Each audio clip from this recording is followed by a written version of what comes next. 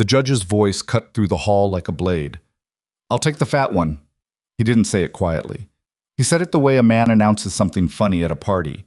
Loud enough for the room, loud enough for the rafters, loud enough that every woman standing in that line would feel it land. "At least she won't run away." The laughter came fast. Not nervous laughter, not the kind people try to swallow. The real kind. Open-mouthed, unashamed, the kind that tells you exactly what a room thinks of someone.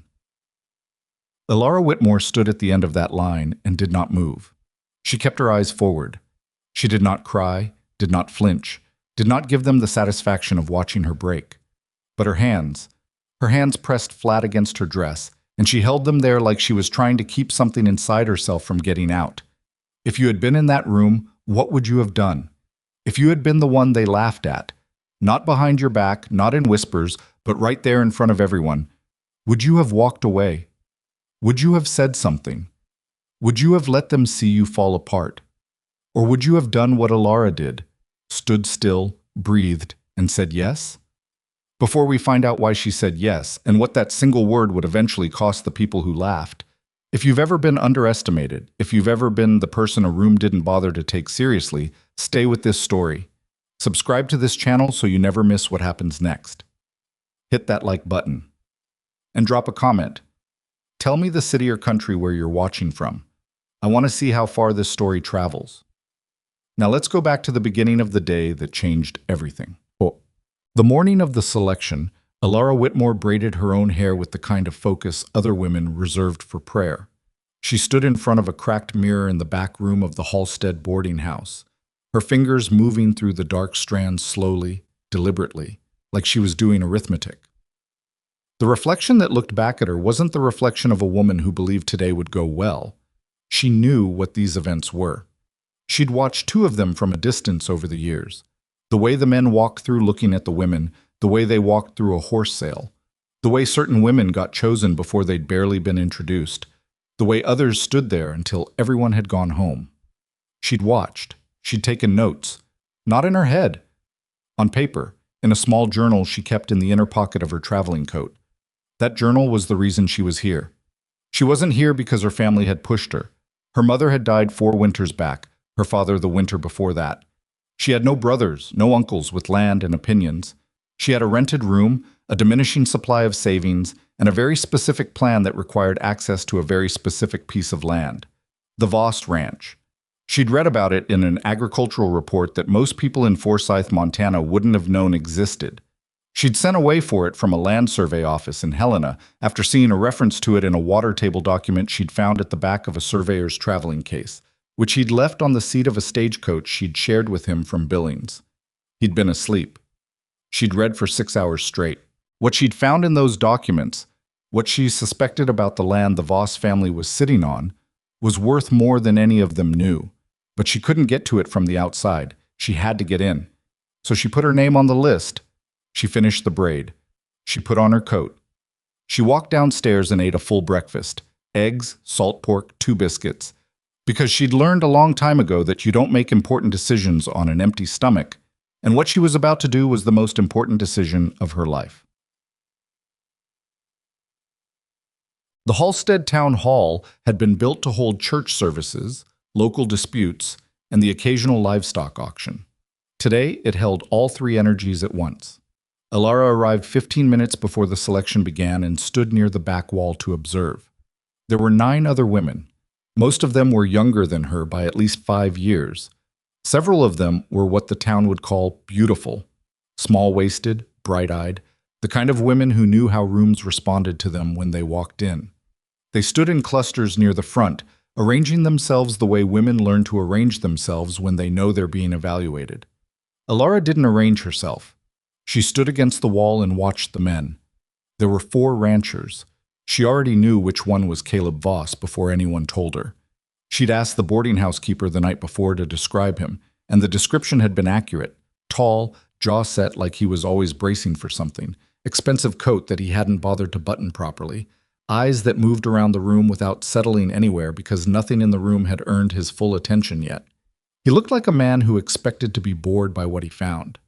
The other 3 men were older and louder, making jokes with each other near the door. One of them, heavy-set, with a silver watch chain across his vest, was Judge Harlan Pruitt. He wasn't a bride seeker himself, but he ran these events. He'd organized 3 of them in the last 2 years. Elara had read about him too, in the Forsyth Courier, mostly in connection with land disputes that seemed to resolve in consistent favor of certain parties, which had struck her as a pattern worth remembering. She filed it away. The selection began without ceremony. Judge Pruitt called it to order with a voice that suggested he was used to rooms obeying him, which they did. He introduced each woman by name. When he got to Elara, he said her name and then paused, just long enough, just deliberately enough, and let his gaze travel over her the way men like him did when they wanted everyone to notice they were doing it. She looked back at him. She didn't drop her eyes. The pause stretched. Someone near the front snickered. Pruitt moved on. The ranchers circled. 2 of the women were chosen inside of 10 minutes. A plain transaction dressed up in polite language, hands shaken, arrangements made. The 3rd rancher, a man named Ferris with red-weathered cheeks, spent a long time talking to a young woman named Claire, who looked like she might faint from nervousness and relief in equal measure. That left Caleb Voss. He had moved through the room slowly. He'd spoken to 2 women briefly, not rudely, but with the kind of efficiency that made it clear he wasn't there to be charmed. He stopped in front of Elara once, before Pruitt had made his announcement. He looked at her the way you'd look at something you weren't expecting to see in a particular place. Not cruel, not warm, just uncertain of what to do with the information. "Miss Whitmore," he said. "Mr. Voss," she said back. He started to say something else and then seemed to decide against it. He moved on. Pruitt waited until the room had settled into something like expectation. Everyone aware that Caleb Voss hadn't chosen yet, everyone wondering. Then he spread his hands and said it. "Mr. Voss, there's still one left." He smiled the smile of a man who considers himself funny. "I'll tell you what, I'll take the fat one myself if you don't want her." He laughed at his own words. "Least she won't run away." The room. And this was the part Elara would return to later in darker moments. The room went with him. Not everyone laughed, but enough did. And the ones who didn't laugh didn't say anything either, which was its own kind of answer. Caleb Voss, to his credit, didn't laugh. But he also didn't say anything to stop it.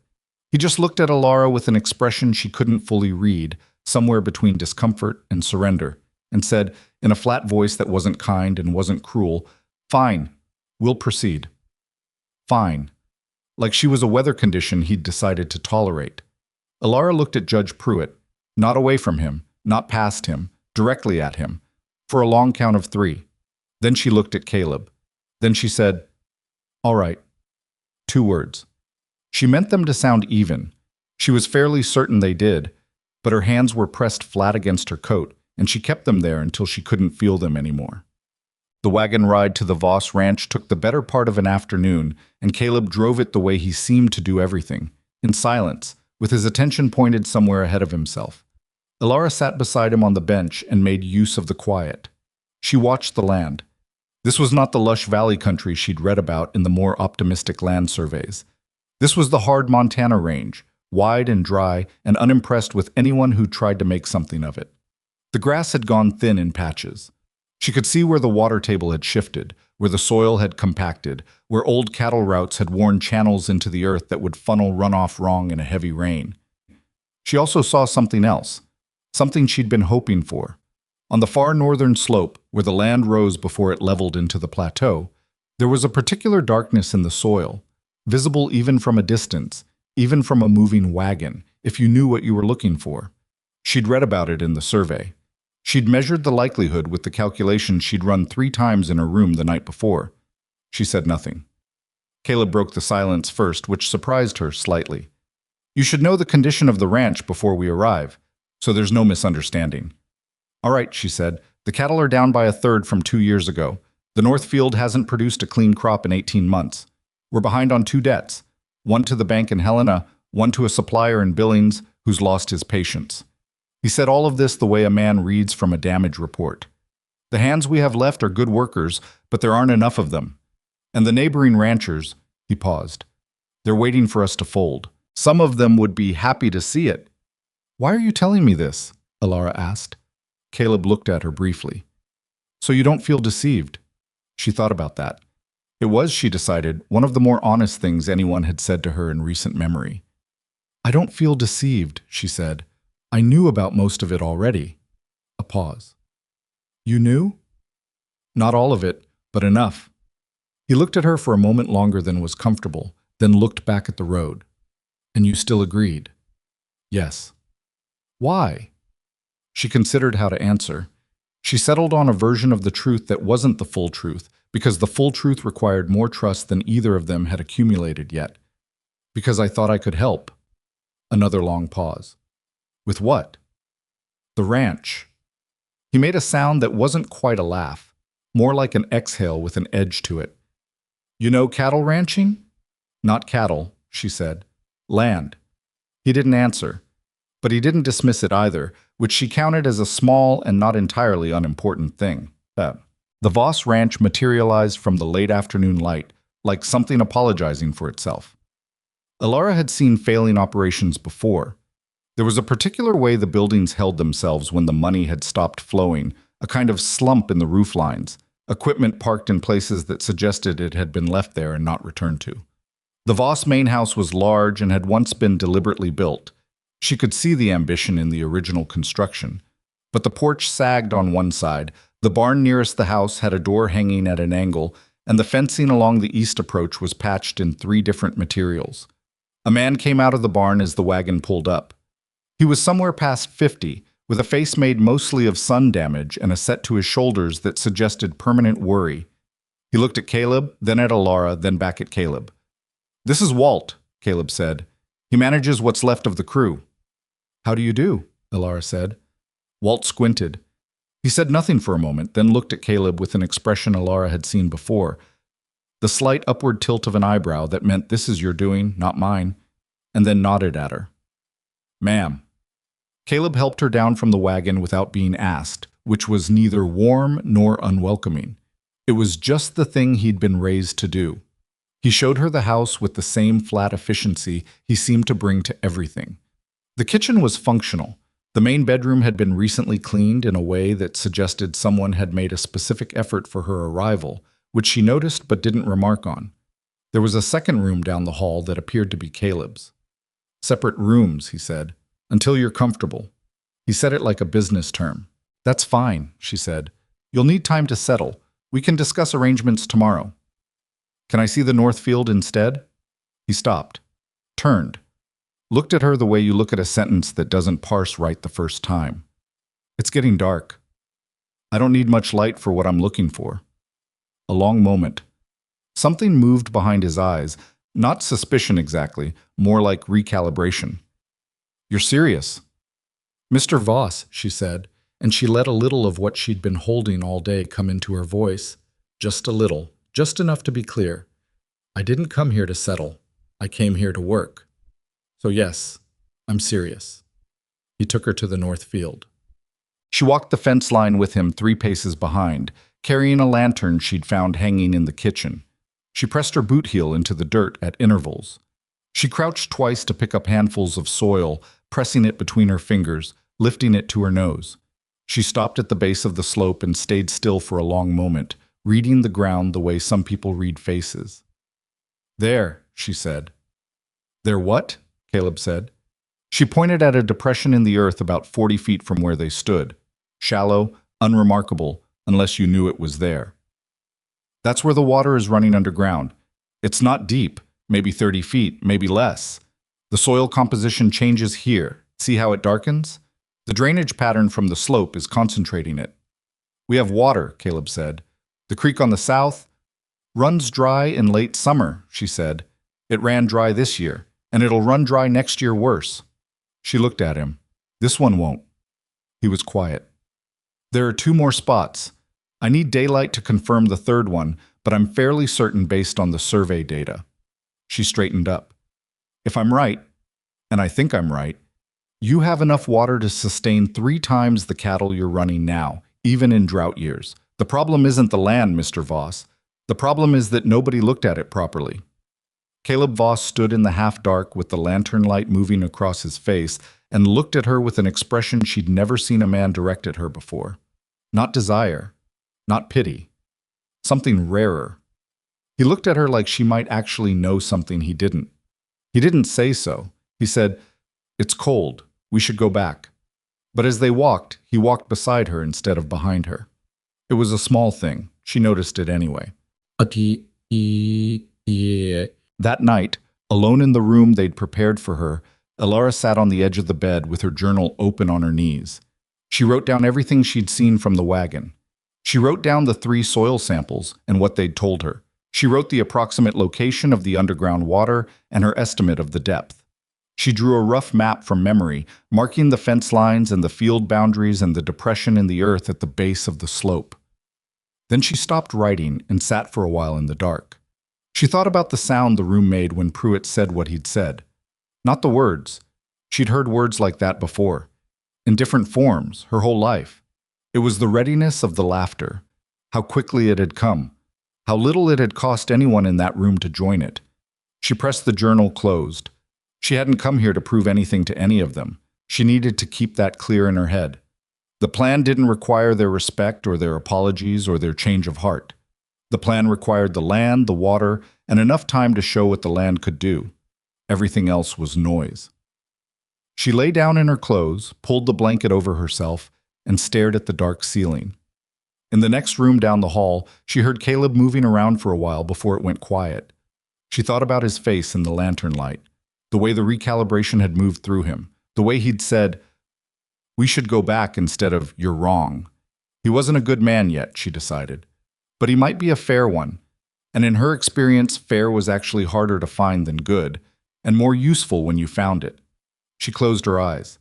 Tomorrow she needed to see the North Field in daylight. She needed to get a look at the cattle routing. She needed to understand the debt structure before she could recommend anything. And she needed to do all of it without anyone thinking she was doing it, because the fastest way to lose the trust of a man like Caleb Voss was to make him feel managed. She had a lot of work to do. She was not afraid of work. What she was afraid of, and she let herself feel it, just for a moment, in the dark, alone, was that she'd done the calculations right about the land and the water and the soil, but wrong about herself. That she'd gotten this far on strategy and stubbornness, and somewhere along the way had forgotten to account for what it would feel like to be here, in a stranger's house, with a stranger's silence down the hall. She let herself feel that for exactly as long as it took to breathe out once. Then she filed it away and went to sleep. Because the North Field wasn't going to survey itself, and dawn came early on the frontier, and Elara Whitmore had not come all this way to lose. The North Field looked different in daylight, not better, exactly. Daylight had a way of making failing things look more specifically failed, more detailed in their deterioration, but different in a way that confirmed what Elara had suspected the night before. The soil darkening she'd seen by lantern light was more pronounced in the morning, a shade deeper along a diagonal line that tracked the slope's drainage pattern with the kind of consistency you couldn't argue with. The grass grew thicker in a narrow band along that line, even though everything around it had gone sparse and yellowed. Grass didn't do that without a reason. She'd been out here since before sunrise. Walt found her at 6:30, crouched at the base of the slope with her journal open on her knee and a rough compass she'd pulled from her coat pocket. He stopped about 10 feet away and watched her for a moment before he spoke. "You're up early," he said. It wasn't a compliment and it wasn't a complaint. It was just an observation from a man who'd learned to be careful about which way he leaned. "The light changes fast in the morning," she said without looking up. "I needed to see the soil color before it dried out." A pause. "Caleb know you're out here?" "He was still asleep when I left." Walt made a sound that could have been disapproval or could have been something closer to amusement. She couldn't tell. She stood up and turned to look at him. He was studying her the way men who'd spent decades reading weather studied the sky. Not with judgment, just with the kind of attention that wanted to know what was coming. "The depression runs further west than I thought," she said. "Another 60 feet at least, possibly more." "Depression," he repeated. "The dip in the earth, along the fence line there." She pointed. "That's where the underground water channels. The land's been telling you where it is for years. Nobody was listening." Walt looked where she pointed. He looked for a long time, then he looked back at her. "How do you know about underground water?" "I read," she said. "A lot of people read." "I read the right things," she said. It wasn't arrogance. She said it the way you'd say the sky is clear this morning, as a fact she'd verified and wasn't interested in debating. Walt was quiet for another moment. Then he said, "Caleb's going to want to talk to you at breakfast." "I know," she said. "Tell him I'll be in shortly. I want to mark the third point first." She turned back to the slope. Behind her, she heard Walt stand there for another few seconds before he walked away, and she had the distinct sense that he was leaving with a different version of her in his head than the one he'd arrived with. Not a better version necessarily, just a more complicated one, which was, in her experience, an improvement. Breakfast at the Voss Ranch was a spare affair. Salt pork, hard bread, coffee that had been going since before dawn and showed it. Elara came in from the field with mud on her boots and sat down at the kitchen table without apologizing for either. Caleb was already there. He looked at her boots briefly, then at her face, then at the journal she set on the table beside her plate. "Walt said you were in the north field since before light," he said. "The soil color matters in the morning. You could have told me you were going out. You were asleep. You still could have—" He stopped, started again. "This is a working ranch, Mrs. Voss. There are protocols for moving around the property, especially before dawn." She looked up at him. He was doing the thing she'd noticed in the wagon, the careful containment, keeping his voice flat when something underneath it wasn't. "You're right," she said. "I should have left a note. I'll do that next time." It wasn't a capitulation. It was a practical acknowledgement of a reasonable point. The distinction seemed to catch him slightly off balance. He'd been braced for argument, she thought, and had gotten agreement instead, and didn't quite know what to do with the leftover energy. He picked up his coffee. "What did you find?" She opened the journal and turned it so he could see the rough map she'd drawn. The fence lines, the slope, the 3 marked points along the drainage channel. "The water runs here, here, and here. The third point is the strongest concentration. I'd estimate you could tap it at 25 to 30 feet, possibly less." Caleb studied the map. His expression didn't change much, but his stillness changed. A different quality of stillness, the kind that meant he was actually working through something. "The South Creek's been the main water source for 20 years. And it's been shrinking for 5, she said. "I found the annual reports in the ledger room last night. The water levels dropped every summer for the last 4 years. This summer it ran almost completely dry by August." She tapped the journal. "This is why your cattle are struggling. It's not the grass. It's that they don't have consistent water in the dry months, so they drop weight, and once they drop weight, they don't recover clean. It compounds." He set down his coffee. "You went through the ledgers. I thought it would be helpful. Those are private records. I'm your wife, Mr. Voss." Silence. It sat there between them, that word, in all its awkward and complicated weight. Neither of them moved for a moment. "Yes," he said finally. "You are." It wasn't warmth, but it was acknowledgement, and she'd learned not to confuse the two. "I'm not trying to overstep," she said, and she meant it, not as softening, but as plain statement. "I'm trying to understand what I'm working with. If you'd rather I ask before I look at anything, I'll do that. But I work faster when I can see the whole picture." Caleb looked at her for a long moment.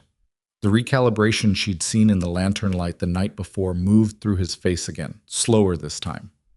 "What else did the ledgers tell you?" he said. "The debt to the Helena Bank is manageable if the cattle numbers improve within 2 seasons. The billing supplier is the harder problem.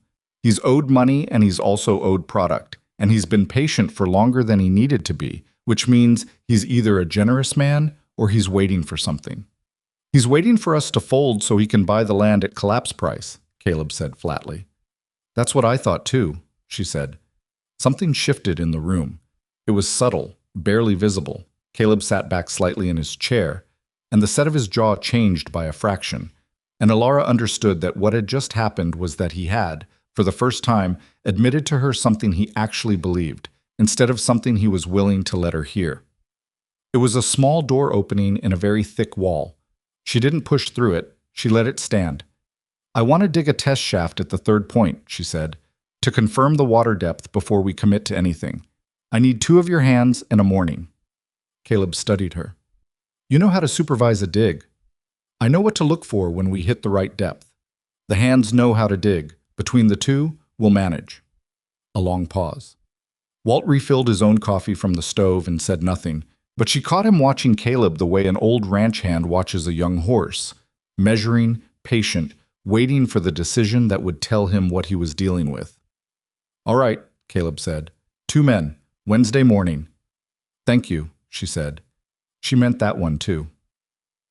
The town of Forsyth had a particular way of handling strangers, which was to make sure they understood they were strangers until proven otherwise. And for some people, the proof was never quite enough. Elara made her first trip into town all alone, 12 days after arriving at the ranch. She needed materials from the dry goods store, a longer measuring cord, 2 types of soil sieves she'd found described in an agricultural journal, and a postal order form for a water survey pamphlet she'd written away for from a university in the East.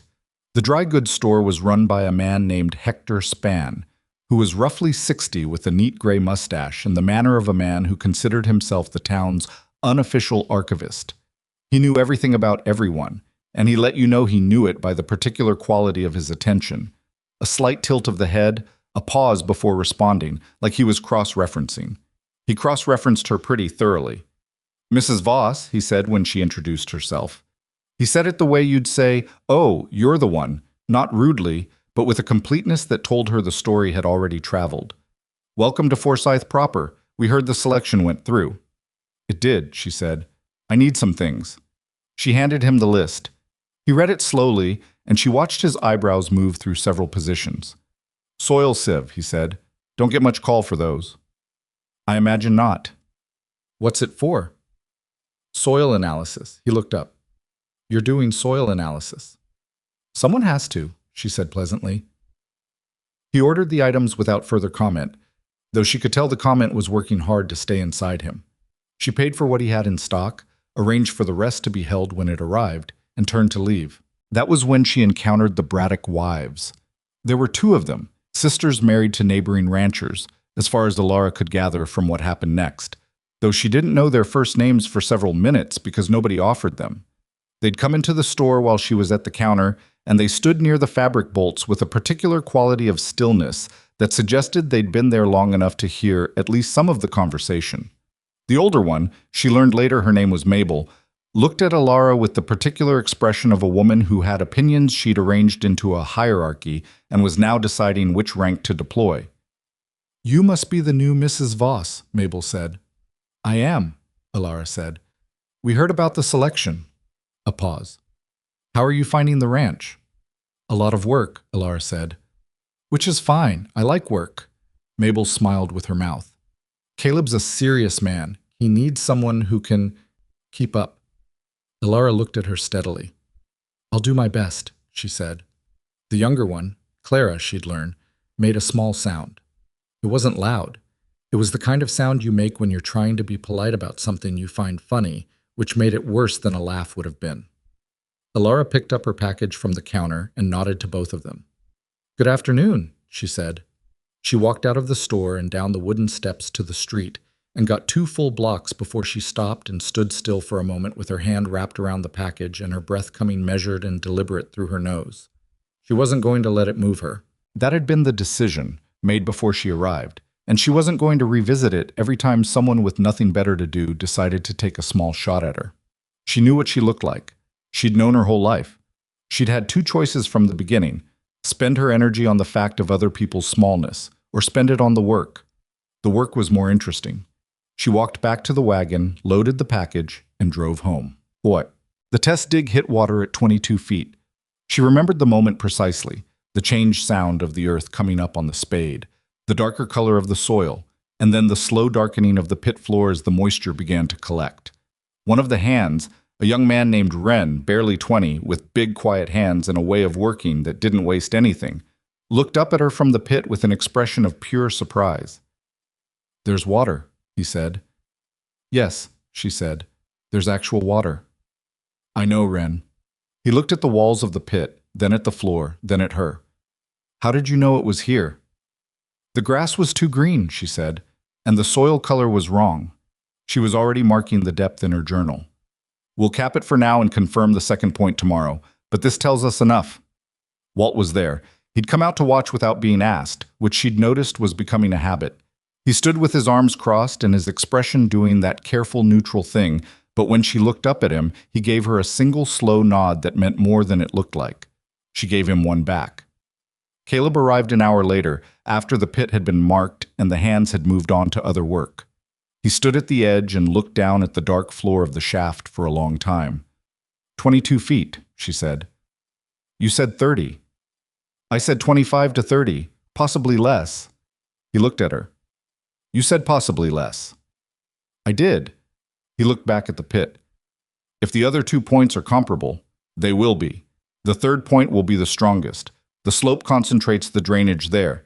I'd estimate 18 to 20 feet at that one. Caleb was quiet for a moment. This changes the water plan for the whole ranch. Yes, she said. That's the point. He looked at her again.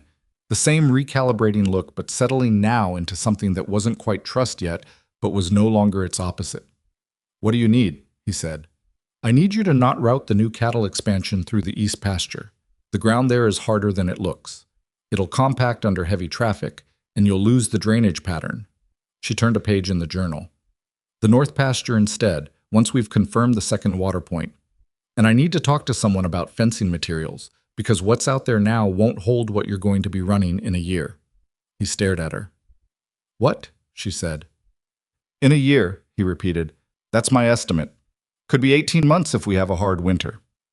We're behind on 2 debts, he said. The hands we have are barely enough for what we're running now. And you're talking about a year from now, like... He stopped, started again. Like it's certain. It's not certain, she said. Nothing's certain. But the water's there. The land's good underneath the neglect. And the cattle you have are better stocked than you think.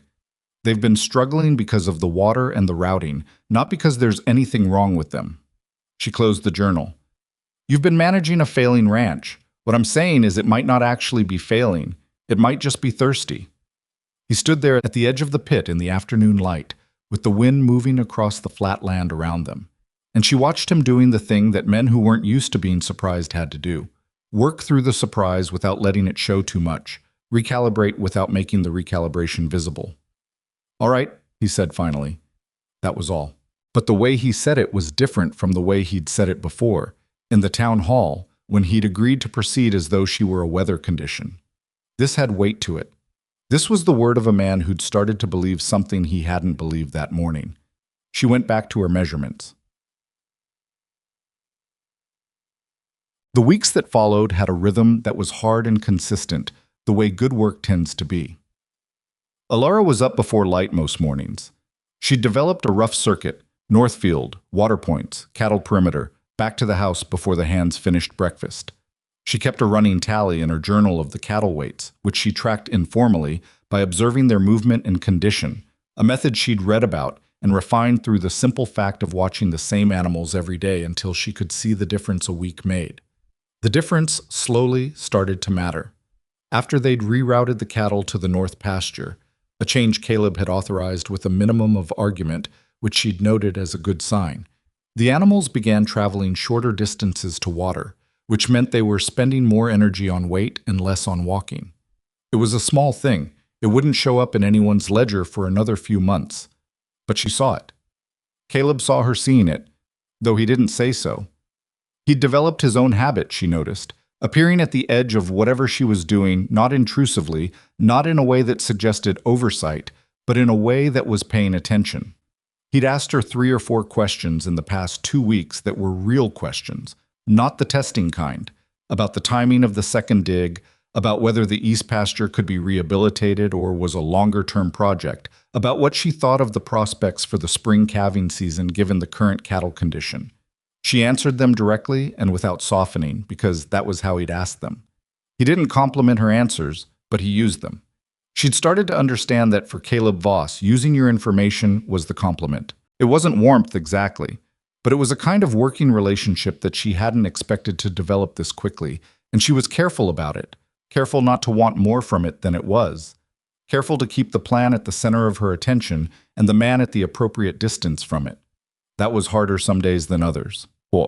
The trouble with the billing supplier came to a head on a Tuesday in the 4th week, when a man named Gus Deller arrived at the ranch in a hired wagon with 2 men beside him and an expression that said he'd made a decision on the road and wasn't going to unmake it.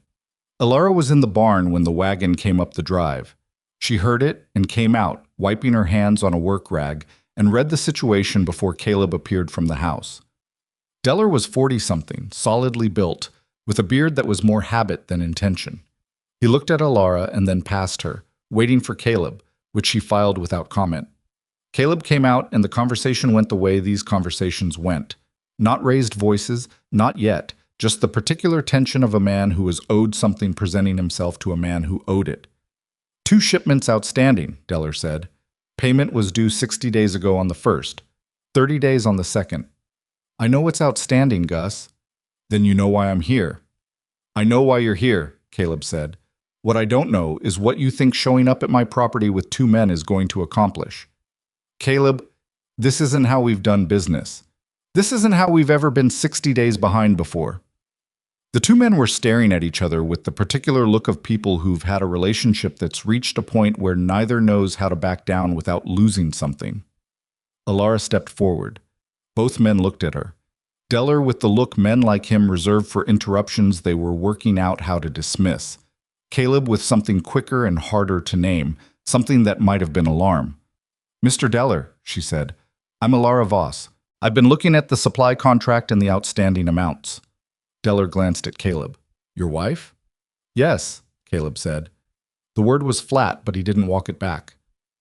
I don't need to talk to your wife about, we found water, Elara said. Deller stopped. Underground water on the north slope, she said. 2 confirmed points, a 3rd being dug this week. Enough to sustain a significantly larger operation, 3 times the current cattle capacity, conservatively. The first expansion cattle will go in the north pasture next spring, and if the calving season is what I expect it to be, the debt repayment schedule changes substantially. Deller looked at her. He was doing math, she could tell. The kind of involuntary math a businessman does when someone says something that might affect his position. Water, he said. Underground, 22 feet at the first point. We expect the 3rd point to come in shallower. How do you know it'll sustain a larger operation? The soil composition along the drainage channel and the flow rate we've measured from the first tap. She said it simply, without performance. I can show you the survey data if you want to look at it. Deller was quiet for a moment. He looked at Caleb. She know what she's talking about. Yes, Caleb said. Just that. Another moment of quiet. Deller's jaw worked slightly. The money's still owed. I know, Elara said, and it will be paid. But showing up with 2 men on a Tuesday doesn't speed that up. It just puts everyone in a bad position. She met his eyes steadily. Give us until spring. If the calving numbers don't bear out what I'm telling you, come back and we'll discuss another arrangement. But right now you're looking at a going operation, not a collapsing one. Deller looked at her for a long time. He had the expression of a man who'd come ready to collect and was having to renegotiate with himself in real time, which is an uncomfortable thing to do in front of other people. Spring, he said. Spring, she said. He looked at Caleb. You're in agreement with this. I am, Caleb said. Deller made a sound, not agreement, not refusal, somewhere in between, and turned to his men, and something was said quietly, and then the hired wagon turned around in the yard and went back down the drive the way it had come. The silence it left behind was the kind that had shape to it. Caleb stood beside her watching the wagon go. He didn't say anything for a while. You should have let me handle that, he said finally. You were both about to say something you couldn't take back, she said. I just moved it off that track. That's not the point. Then what's the point? He turned to look at her. His jaw was still set, and she could tell he was working through something that had 2 parts to it, the part about Deller and the part about her, and they were tangled together in a way he hadn't sorted out yet. The point, he said, is that you stepped in front of me. She looked back at him. I stepped in front of a bad situation, she said. Not in front of you. He held her gaze. Something in him was pulling 2 directions, and she could see it pulling. You could have asked me first. There wasn't time. Elara. It was the first time he'd used her name, not Mrs. Voss, not a nod or a gesture, her actual name with all 3 syllables, and something in the way he said it stopped them both for a half second. Caleb, she said back deliberately. He came here to see weakness. I showed him the opposite, that's all. She paused. If I overstepped, say so plainly, and I'll stay out of the business conversations. He didn't say so. He turned and walked back into the house, and she stood in the yard for a moment with the afternoon light flat and wide around her. She hadn't overstepped. She knew she hadn't. But she was also aware that she'd moved into territory the arrangement hadn't covered, and that Caleb Voss was a man who needed to believe he was steering, even when he wasn't sure where the road went. That was manageable. She'd managed harder things. She went back to the barn and finished what she'd been doing when the wagon arrived, which was examining the hoof condition of 3 cattle she'd flagged as potential health concerns. The work was concrete. It had clear answers. She preferred it to the other kind. The Braddock ranchers came to the property in the 5th week, not the wives this time, but the men themselves. Owen and Frank Braddock, brothers who operated adjacent land to the Voss east boundary. They arrived in the early afternoon while Caleb was in the south field, and Elara met them at the gate. Owen Braddock was around 50, lean and deliberate. His brother Frank was younger by several years and louder by about twice as much. Frank did most of the talking while Owen did most of the assessing. "We heard about the water," Owen said, after the initial courtesies, which had been brief and pointed. "News travels," she said. "Walt told Wren. Wren told half the county, apparently." Owen's expression was neutral in the way of someone presenting a position. "If you've got underground water on your north slope, it's worth knowing whether the same formation runs onto our land." "It might," she said. "I'd need to look at your survey maps to tell you more." Frank laughed. It wasn't a mean laugh, but it carried a flavor of who does this woman think she is that he hadn't quite managed to keep out. "You going to survey our land now?" "I'll look at the maps," she said. "That's all I said." Owen looked at her with the particular attention of a man who was more interested in what was useful than in what was comfortable. "Where'd you learn this?" "The water surveying." "Reading, mostly. Some of it from a surveyor I met on a stagecoach from Billings." Owen nodded slowly. "And you think the formation continues east?" "I think it's worth checking," she said. "The geology of this range suggests a shared water table across several properties. If I'm right about the formation, it's not just the Voss land that benefits." Frank had gone quieter. Owen was doing his own math. "Caleb, know you're making this kind of offer," Frank said. "I haven't made an offer," she said. "I said I'd look at survey maps. That's different." A pause. Frank and Owen exchanged a look. "We'll bring the maps," Owen said. She nodded. They rode out. She stood at the gate and watched them go and let herself feel, just briefly, the particular satisfaction of a moment going the way she'd calculated it might. Not because she'd planned this meeting exactly, but because she'd understood that the Braddock brothers would come. Neighbors always come when they hear about water on the frontier. Water is the only currency that never runs out of value out here.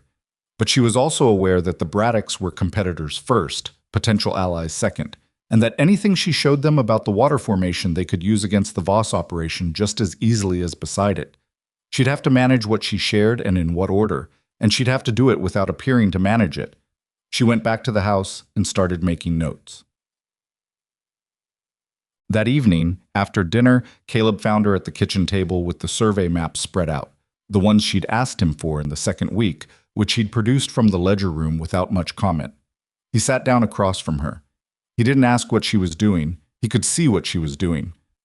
"The Braddocks came by," she said. "I know. Walt told me." She kept her eyes on the map. "They want to know if the water formation runs under their land. Does it?" "Probably. The geology is consistent across the boundary." She traced a line on the map with her finger. "If they're willing to share survey information, we might be able to map the full formation. It would help confirm the depth estimates on the 3rd point." Caleb was quiet for a moment. "And what do the Braddocks get out of that?" "Knowledge," she said. "Same as us." "The Braddocks haven't been friendly to this operation in 3 years."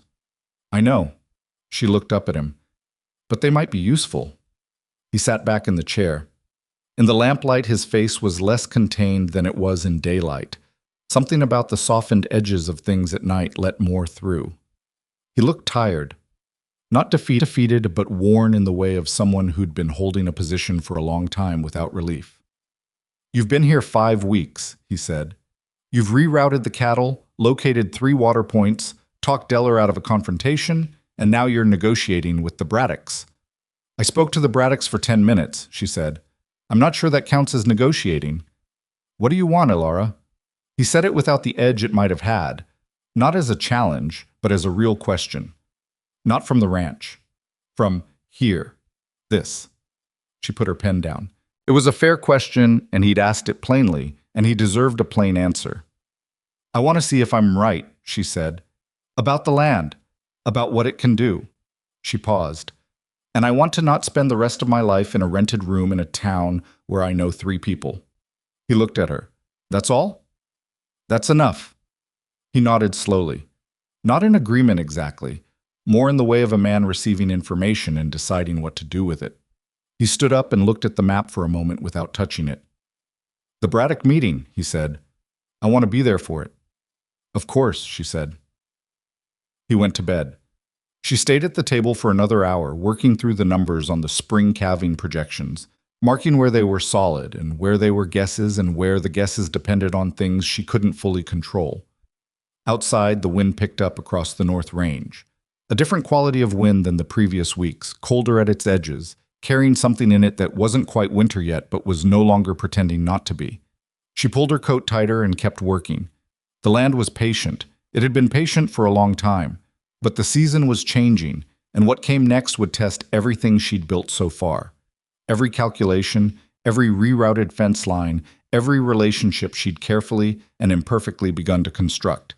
She wasn't ready. She was also not going to let that stop her. She marked the last number in the column, capped her pen, and sat for a moment in the quiet house listening to the wind against the walls. Then she went to bed, because the north field would want looking at before light, and there was still so much to do. The cold came in the 6th week like it had been waiting just past the tree line, and then all at once it was simply there. Not the ordinary cold of Montana autumn, the kind you dressed for and moved through and complained about at dinner and forgot by spring. This was the other kind. The kind that changed the quality of the light and the sound of the wind and the way animals moved, the way they clustered tighter and stopped eating with appetite and started eating with urgency, the way you could feel the pressure of it in your ears before the temperature on the thermometer confirmed what your body already knew. Elara noticed it on a Wednesday morning when she went out to the north field, and the ground was harder underfoot than it should have been for mid-October, a density in the earth that wasn't right for the season. She crouched and pressed her palm flat to the soil and held it there, feeling for the texture of it, the way a person who'd spent enough time with land learned to read it through contact, the same way you read a person's face. She went back inside and found Caleb at the kitchen table with the week's tallies. The ground's changing faster than it should, she said. He looked up. How fast? I don't know yet, but the cattle are clustering near the second water point. They do that when they feel a pressure change coming. It's October, he said. There's always, this is different. She said it without heat, without asking him to believe her, just stating it the way she stated all the things she'd observed. I want to check the shelter capacity in the north barn, and I need to know what we have in reserve feed. He was quiet for a moment. Something moved behind his eyes. The old resistance, the instinct to reassure himself that he knew his own land better than a woman who'd been on it 6 weeks. She could see him working through it. Walt did inventory last week, he said. 2 months reserve at current consumption. That might not be enough, she said. Elara, I know how that sounds. She sat down across from him and put her journal on the table. I know you've been running this land for years, and I've been here 6 weeks, and I sound like I'm panicking over the ground temperature. But look at the water points over the last 10 days. She opened the journal and turned it toward him. The daily measurements, the gradual drop in surface moisture, the rate of it. That's faster than last year's readings from the ledger, significantly faster. He looked at the numbers. He was a man who understood numbers. She'd learned that about him. He could dismiss observation, but he had a harder time dismissing data he could read himself. What are you proposing? He said. I'm proposing we get ready, she said, just in case. He studied the journal for another moment. Then he closed it and handed it back to her and said, Talk to Walt. Walt listened to her without interrupting, which she'd learned was his way. He stood inside the north barn doorway with his arms crossed and let her say the whole thing, and then was quiet for a moment after, looking at the barn interior with the practiced eye of someone who'd been managing spaces like this for 30 years. 2 months reserve, she said. Is that accurate? Give or take, he said. Depends on what the winter does to consumption. If we get a hard storm in the next 3 weeks, before November, the cattle will need more. They'll burn it off just staying warm. She looked at the barn. And this shelter holds how many head? 90, maybe 100 if we're tight. We're running 140. Walt's jaw worked. The south barn? The south barn has a compromised door and a leak in the northwest corner. I found it in the second week. I wrote it up for Caleb. She'd written up a lot of things in the second week. She wasn't sure how many of them had been acted on. Has it been repaired? Walt was quiet for a beat too long. Walt? We've been short on hands, he said. There have been priorities. She breathed out through her nose. It wasn't Walt's fault. It wasn't Caleb's fault exactly either. It was the accumulated result of a ranch that had been running on survival mode for long enough that maintenance had become a luxury, and luxuries were the first thing to go. She understood it. She just couldn't let it stay that way. All right, she said. What do we need to fix it? Lumber. Better hinges. A day with 2 men who aren't needed elsewhere. I'll talk to Caleb about the lumber. Can you find the day? Walt looked at her. Mrs. Voss, he said, and it was the first time he'd said her name with that particular quality. Not deference, something quieter than that. Something that was more like respect offered carefully by a man who didn't hand it out without cost. I'll find the day. She nodded. Good. And Walt, the Braddock meeting is Thursday. Caleb wants to be there. I heard. Can you have Wren check the fence line between our north boundary and their east pasture before then? If we're going to talk about the water formation, I want to know the condition of the boundary. Walt gave her the slow nod that had started to mean, you're thinking right, I'll handle it. She'd come to rely on that nod more than she'd expected to. She left him to the barn and went to find Caleb about the lumber. The Braddock meeting happened on a gray Thursday afternoon in the Voss main room, which was the largest interior space available and which had a fire going in the hearth that made it feel marginally warmer than the question of whether everyone in the room was going to be honest with each other. Owen Braddock brought his survey maps as promised. Frank came with him and did his usual thing of taking up more space than necessary while saying less than he implied. Caleb sat at the head of the table with the particular posture he used for business, straight-backed, contained, hands flat on the table. And Elara sat to his left with her own maps and her journal, which Frank Braddock looked at with an expression that suggested he wasn't sure what to make of a woman who brought a notebook to a land meeting. She didn't address the expression. She addressed the maps. The formation runs here, she said, pointing to her rough sketch. The confirmed points are north and northwest. The third point is in progress. Wren and the crew are at 12 feet as of this morning. She moved her finger to Owen's map. If I'm reading your survey correctly, the same geological layer runs east across your boundary line, approximately here. Owen looked at the map. He looked at hers. That would put it under the grazing land we've been running short on water for. Yes. Our South Creek's been inconsistent for 4 years. Same system as ours, she said. Same underlying cause. Frank leaned forward. He had the look of a man who'd been skeptical coming in and was doing his best to hold on to it. You're saying there's water under our land, too.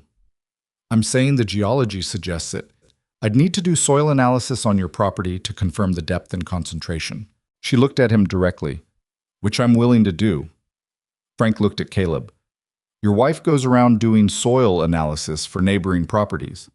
Apparently, Caleb said. What do you want in exchange? Owen said. He wasn't asking it suspiciously.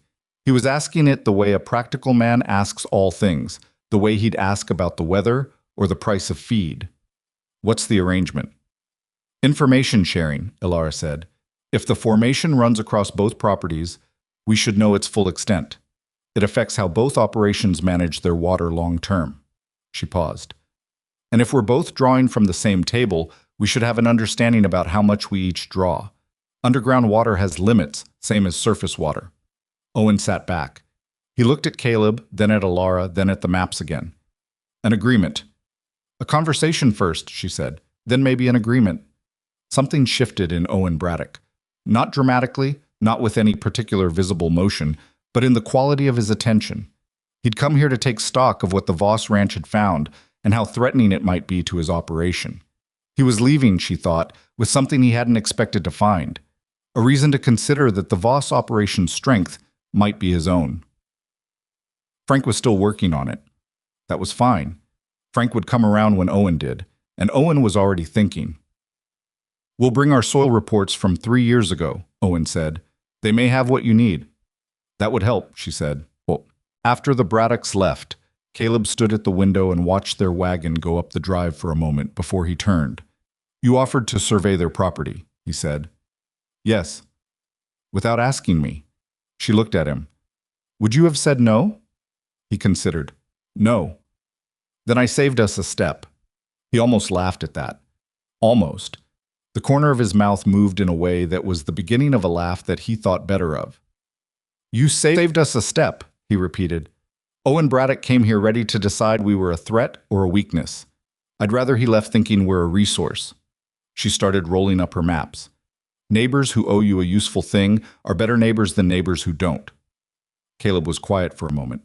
He moved from the window and sat down in the chair Frank Braddock had vacated, and he looked at her with the expression that had been showing up more often, the one that wasn't softness exactly, but was something that had some give in it. Deller wrote, he said. She looked up. From Billings, said he was reconsidering the repayment terms. She waited. He's willing to extend the outstanding amount another 4 months in exchange for first option on any cattle we sell this spring, at market rate. Caleb said it steadily, watching her face. That's a better arrangement than we had 3 weeks ago. It is, she said. That's because of you, he said. What you said to him in the yard. She went back to the maps. That's because you stood behind it when he asked if you agreed. He was quiet. She finished rolling the maps and set them aside and looked at him. We did that one together, she said. The water, the projections, the Braddock meeting. That's a ranch solving its own problems. That's not me. She paused. You could have dismissed everything I told you in the first week and sent me back to Forsyth. You didn't. I thought about it, he said. And then, very plainly, I was wrong. The room was still for a moment. The fire crackled once. Outside, the wind had been building all afternoon, and she could hear it working at the eaves. The cold is coming, she said. I want to talk about the shelter plan. He pulled his chair closer to the table. Tell me, what? The storm that came wasn't supposed to arrive until November. It arrived October 23rd. Elara was in the north field at first light when the sky changed. Not gradually, the way weather usually moved across the Montana range, but in a shift so definitive it felt like a decision. The clouds that came over the ridge to the northwest were not the layered gray of ordinary winter weather. They were a rolling mass that moved with its own interior force, and the wind in front of them had a bite to it that she felt through her coat as though her coat weren't there. She ran back to the house. Now, she said, coming through the kitchen door while Caleb was still at the table. It's coming now. He looked up at her face and was on his feet before she said anything else. What followed was the longest 24 hours of Elara's time on the Voss Ranch, and also the most precise. She didn't experience it as chaos, though it had chaos in it. She experienced it as a sequence of problems that needed solving in a specific order, and she moved through them with the same systematic quality she brought to everything, except faster and with less margin for error. The first problem was the cattle. Wren and 2 other hands, a man named Cord and a younger one they called Biscuit, because nobody had ever gotten a clear answer about his actual name, were already in the north pasture when she came out of the house. The temperature had dropped 15 degrees in the 40 minutes since she'd come inside, and the sky to the northwest had gone the color of a bruise spreading. Get them moving, she told Wren. North barn first, fill it to capacity, the rest to the south barn. The south door is repaired. Walt's men did it Tuesday. She looked at Cord. Bring the 2 sick ones in last and pen them separate. I don't want them trampled. Cord looked at her, then at the sky, then back at her. That sky is going to be on us in 2 hours. Which is why we're doing this now, she said. He went. She found Walt at the south barn confirming the lumber work on the door, which held. She checked the reserve feed, not the count from last week, the actual physical count, hands in the bins, measuring. It was going to be close. She went back to the house and told Caleb. We're short, she said, by maybe a quarter if this runs more than 2 days. He was already pulling his coat on. There's a supply at the Kellerman farm, 3 miles east. Kellerman won't need it. He sold off his herd in September. Can you get there and back before the snow hits? Caleb looked at the sky out the kitchen window. Maybe.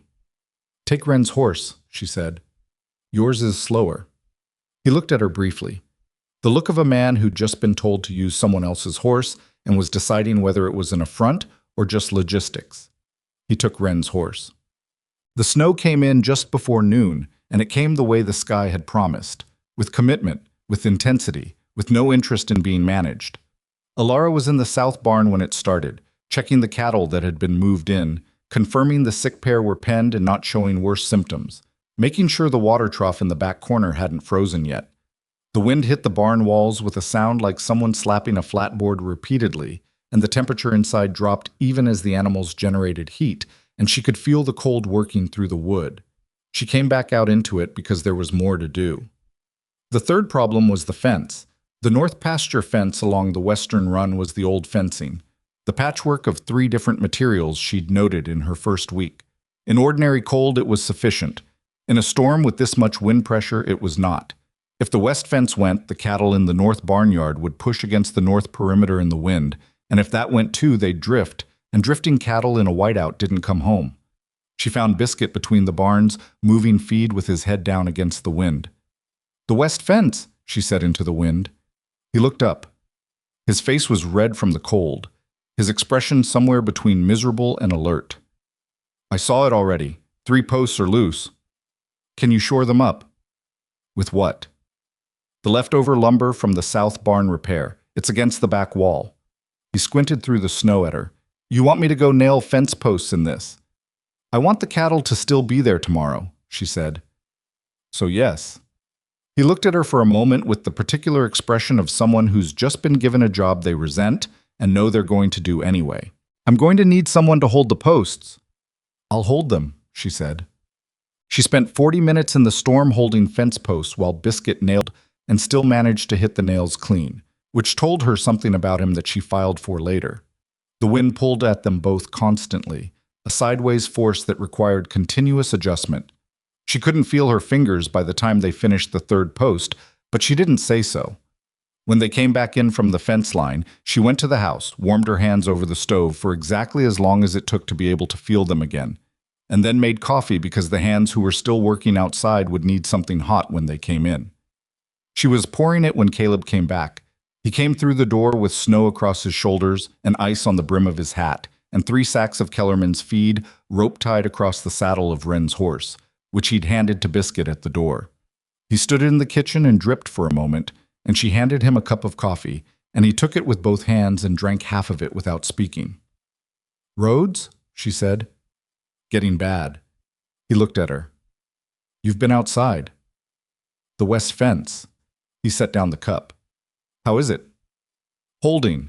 Biscuit did good work." She looked at his face.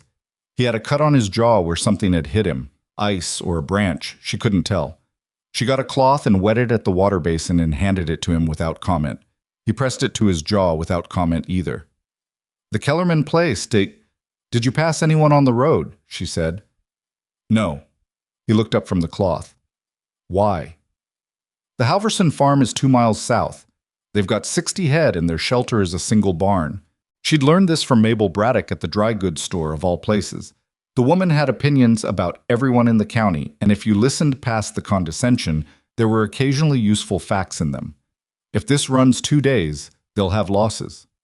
Caleb was still, cloth against his jaw. "We're not in a position to help our neighbors." "We have capacity," she said. "The north barn isn't full. We have the extra feed." "Elara, I know it's a risk," she said. "I know we just barely have enough, and bringing in Halverson's cattle means we're sharing that margin." She looked at him directly. "But Halverson has a wife and 3 children and a herd that took him 12 years to build, and the Halverson land borders the northwest corner of our property, which means if we ever need an agreement about the water table extension, having him owe us something is worth more than the feed we'd spend." Caleb stared at her. "And it's the right thing to do," she added. He held her gaze for a long moment. The fire in the hearth pushed warm air into the kitchen, and the storm beat at the walls, and outside the wind was a sustained roar that made the house feel like the inside of something small and fragile and real. "Take Cord and the spare wagon," he said, "if the road's still passable." "It was 30 minutes ago," she said. "It won't be in 2 hours." "Then go now," he said. She was already getting her coat. The Halverson farm was visible mainly because of its lamp, a yellow point in a gray-white world that materialized out of the storm when the wagon came over the low rise at 2 miles south. Tom Halverson came to the door when he heard them, and his expression when he recognized Cord beside a woman he'd never met before was the expression of a man confronting something he hadn't known to expect. "Mrs. Voss," she said, because she'd learned to lead with that. "We have room for some of your cattle in our north barn, if you want to move them." He stood in his doorway in the storm looking at her, and she could see behind him a woman, his wife, and 2 children peering out from the hallway, and the youngest, a small girl, was holding something, a blanket or a toy, and looking at Elara with enormous eyes. "We don't know each other," Tom Halverson said. His voice was careful. "No," she said. "But your cattle don't need to know me. They just need to be somewhere warm." He looked at Cord. Cord shrugged with the expression of a man who'd been on this ranch long enough to have learned that shrugging at the things Mrs. Voss proposed was more efficient than arguing. Tom Halverson stepped back from the door. "Give me 5 minutes to get my boots," he said. They moved 42 of the Halverson cattle through a storm that was getting worse by the hour, working by lantern and instinct, and it was brutal work.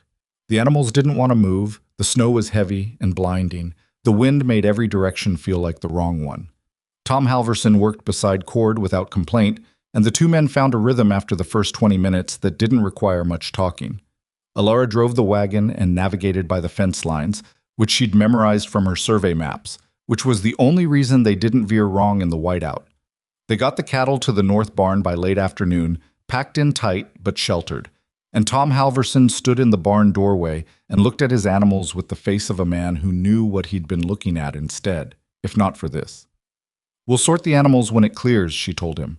"For now they're yours. We'll just keep them together." He looked at her. He had the look of a man who wanted to say something and wasn't sure the words he had were the right ones. "My wife would want to thank you," he said finally. "She can thank me in the spring," Elara said, "when we're all still here." The storm ran 2.5 days. On the first night, Walt organized the hands into shifts so the barns were never unwatched. On the second morning, Elara moved between the 2 barns every 4 hours, checking the water troughs, checking the sick cattle, checking the roof of the south barn where she'd marked a weak point in the first week and had been quietly worried about ever since. It held. On the second night, Caleb found her in the north barn at 2 in the morning when she'd taken over from Wren on the overnight watch. He came in without announcing himself and stood beside her in the hay-warm dark while the storm went on outside and the cattle breathed around them. "You should sleep," he said. "I'm fine. You've been up since before the storm hit. So have you." He didn't argue with that. He sat down on a hay bale and she stayed standing, and for a while neither of them said anything, and the sound was the wind and the cattle and the settling of the barn in the cold. "3 ranches hit hard," he said. "Cord heard on the radio this morning, before it went out. The Maricott place lost their east barn. The Purcell family, the ones south of Forsyth, lost 1/4 of their herd first night." Elara was quiet. "We haven't lost one," he said. "Not yet," she said. 2 days down. Half a day to go, maybe." "The south barn roof?" "Still up." She paused. "The west fence held." He was quiet again. Then, "The Halverson cattle, Mo. How are they?" "Better than they'd have been at home, Mud." She looked down the barn row at the clustered animals, their breath visible in the cold air. "Tom Halverson is a good worker. He was useful last night." Caleb nodded. "I was looking at the cattle the way she'd seen him look at the water pit measurements, not with emotion, but with the particular attention of a man revising something. You were right," he said, "about bringing them in." "I'm not always right," she said. "I've been wrong about the feed estimate. I thought we'd have more margin. We've managed. We've managed because you got the Kellerman feed in time." He looked at her. In the low light of the barn lantern, his face was less guarded than it was in the house, less guarded than it was in front of anyone else. She'd noticed that about him. He let more through when it was dark, when the practical demands of the situation left less room for the performance of composure. "The Braddocks," he said. "Owen rode out yesterday afternoon before the worst of it hit. Dropped feed at 2 smaller farms on the east side." She looked at him. "Owen did?" "Apparently," Caleb said. "Word gets around fast when one ranch starts doing something the others didn't expect." She didn't say anything. She was thinking about the ripple of it, the way one decision moved through a community like water through soil, finding channels you couldn't predict from above. Frank Braddock told Cord, Caleb continued, that Owen said it was Elara Voss's idea to share water information. Frank's exact words were, he paused, that the Voss woman has more sense than any 3 men in this county. Frank Braddock said that. Frank Braddock said that. She made a sound that was a small laugh. Not triumphant, just honestly surprised. Frank didn't seem convinced at the meeting. Frank's always the last one, Caleb said. But he gets there. Outside, the storm shifted, a change in the wind's pitch, a slightly different quality to its push, like a body exhausting itself. It wasn't over, but something in it had peaked and turned. Try to sleep, Caleb said. He stood up from the hay bale. I'll take the next 2 hours. She looked at him. You were already up. I know, he said. He picked up the lantern and moved down the row, checking the water trough at the far end, and she watched him move between the animals with a steadiness that was not the steadiness of a man who didn't feel things, but of a man who felt them and kept moving anyway. She found a clear section of hay against the barn wall, pulled her coat tighter, and lay down. She didn't expect to sleep, but she did, immediately, deeply, with the particular completeness of a body that has burned everything it had and has no argument left. She slept 4 hours.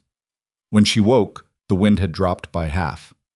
The storm ended on the morning of the 3rd day, the way Montana storms ended, without apology, without transition, just a sky that cleared in the west first and moved east, and then there was light, hard and flat, and very bright off the new snow, and the world was 2 feet deeper and very quiet. Elara went outside and stood in it. She could see the north barn, the south barn, both fences. She could see the west fence line where Biscuit had nailed the posts in the wind, still standing, leaning slightly but intact. She could see the cattle moving in the barnyards, testing the edges of the snow, blowing steam, some of them already looking for something to eat. Walt came to stand beside her. He had a cup of coffee in each hand and gave her one without being asked. She took it. South barn roof, he said. Held, she said. North fence. Held. Halverson cattle. All 42. She drank the coffee. It was terrible, as Walt's coffee always was, and it was very hot, and she was grateful for both of those things. Mrs. Voss, Walt said, and he said it the way he'd said it by the test pit, carefully, with weight. He was looking at the clear sky and the snow and the standing fences. This valley lost cattle last 2 nights. 3 ranches have real damage, and this ranch, he stopped, looked out at the intact barns, the living herd. We're whole. We were ready, she said. We weren't ready before you got here, he said plainly. I want to say that plain. Whatever happened before, this ranch wasn't ready for what just came through, and now we are.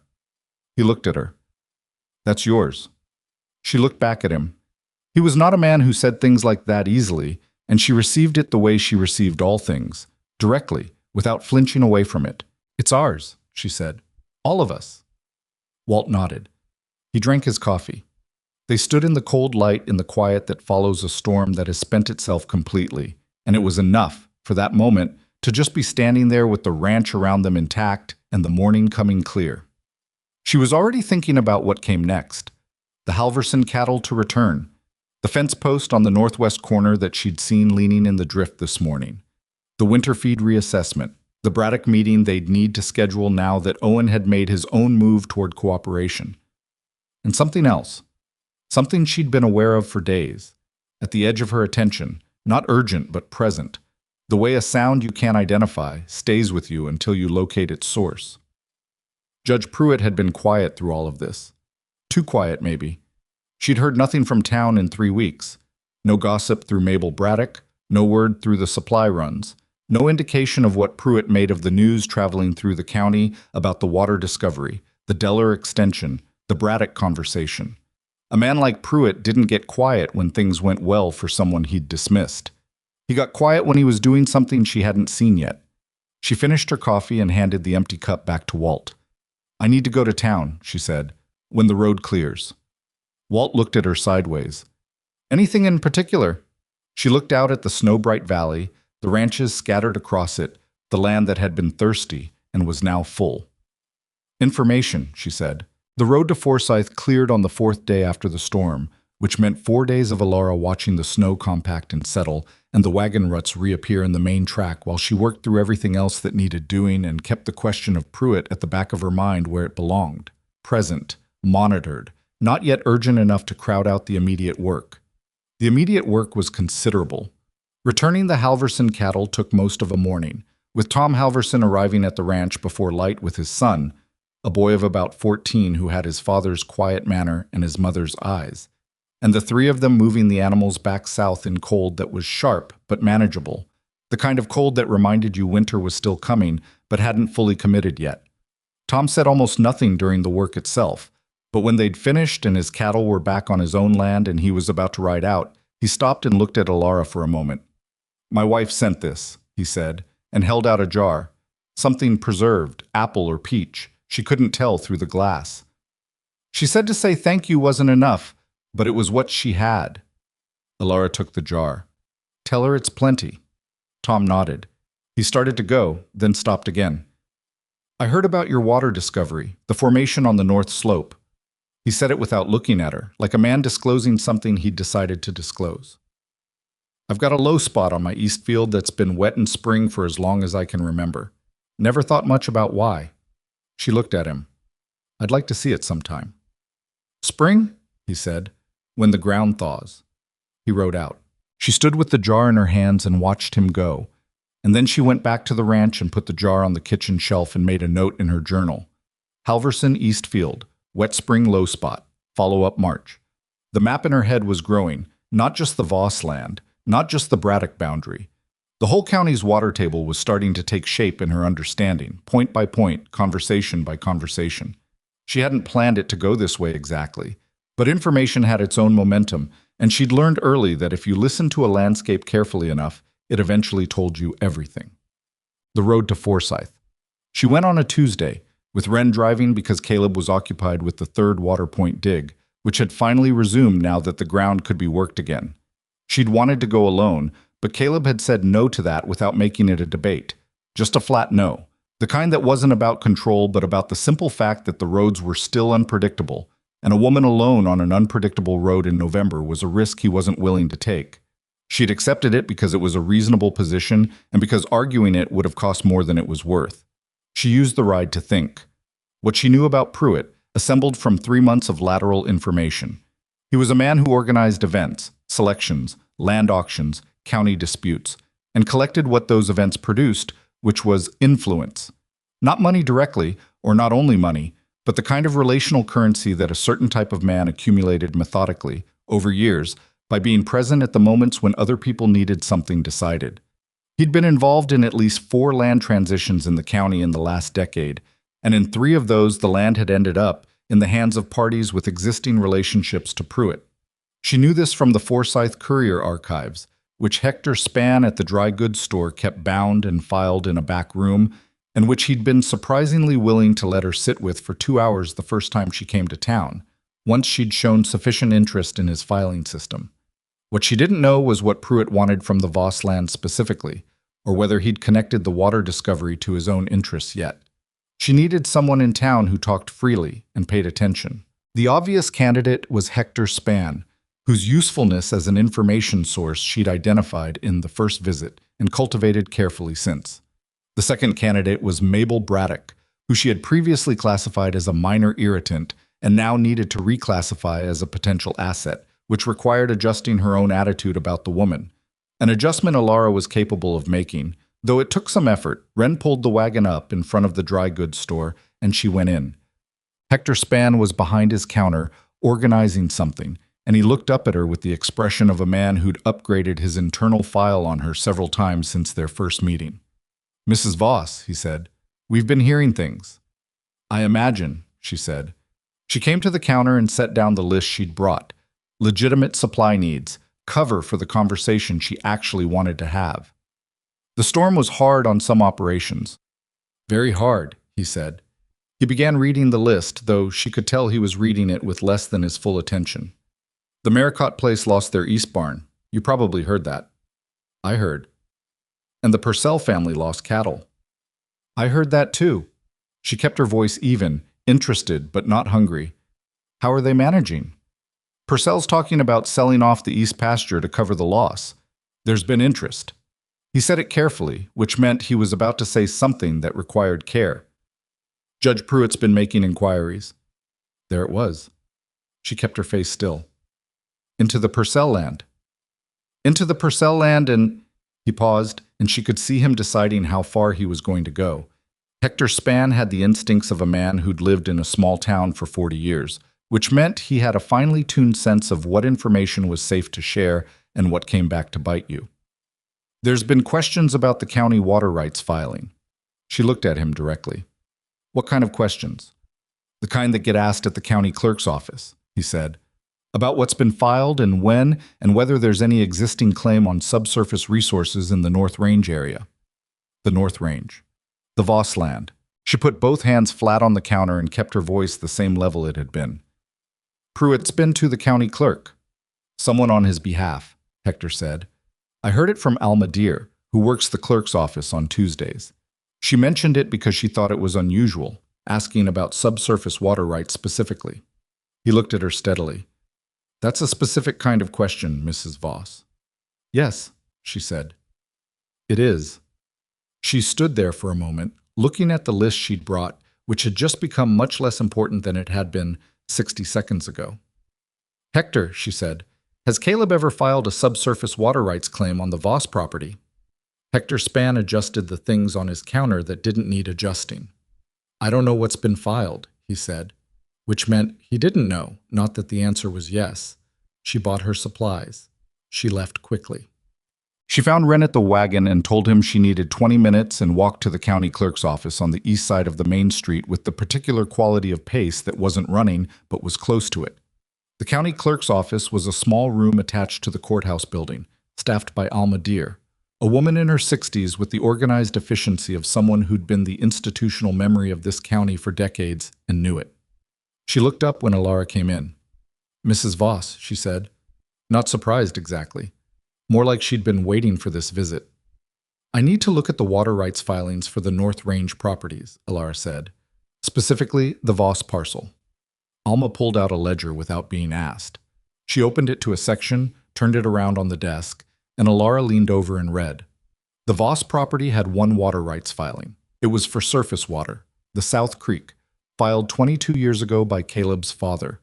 There was no subsurface filing, no claim on the underground water, no legal protection for what they'd found. Is there anything pending, Elara said? Any recent inquiries or filings on the North Range subsurface resources? Alma looked at her with the expression of a woman who'd worked in a county office long enough to understand the difference between what she was supposed to say and what she knew. I can't speak to pending matters, she said. And then, in a slightly different tone, but I would note that unfiled resources have a 30-day exposure window once their existence becomes generally known. Elara straightened up. How generally known is generally known? News travels, Alma said, and looked back at her ledger. Elara thanked her and walked out of the office and stood on the wooden sidewalk outside for exactly as long as it took to get the full shape of the problem into clear focus. Pruitt knew about the water. Of course he knew. News traveled, Hector had said. Alma had said. Everyone kept saying it because it was true. 3 months of water discoveries and Braddock meetings and Deller negotiations in a county where Hector Span knew everything. Of course it had reached Pruitt. The question was never whether he knew.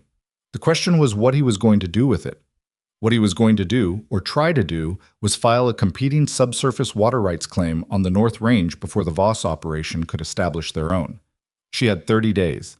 Maybe less, depending on when Pruitt's people had started their inquiry and what they'd already set in motion. She went back to the wagon and told Wren to take the fast route home. Caleb was still at the third water point dig when she arrived, which was down to 8 feet and showing the same soil darkening they'd seen at the first 2. She walked out to the site and stood at the edge of the dig and waited for him to look up. He looked up. He read her face. What happened? He said. She told him. She watched him absorb it. He had the quality, she'd noticed, of going very still when he received bad news. Not the stillness of paralysis, but of a man pressing something down so he could think around it. His jaw set. His hands, which had been loose at his sides, closed slightly. Pruitt, he said. Someone on his behalf. At the clerk's office. When? Alma didn't say exactly, but recent. Before the storm, maybe. The storm might have delayed whatever he was planning to file. Or it gave him cover, Caleb said, while everyone was occupied. She hadn't considered that. Possible, she said. He looked at the dig. Wren was still in the hole, 8 feet down, looking up at them both with an expression that said he'd heard enough to know something had changed, but was professional enough not to ask. What do we need to file? Caleb said. A subsurface water rights claim on the entire North Range parcel, as comprehensive as we can make it. She paused.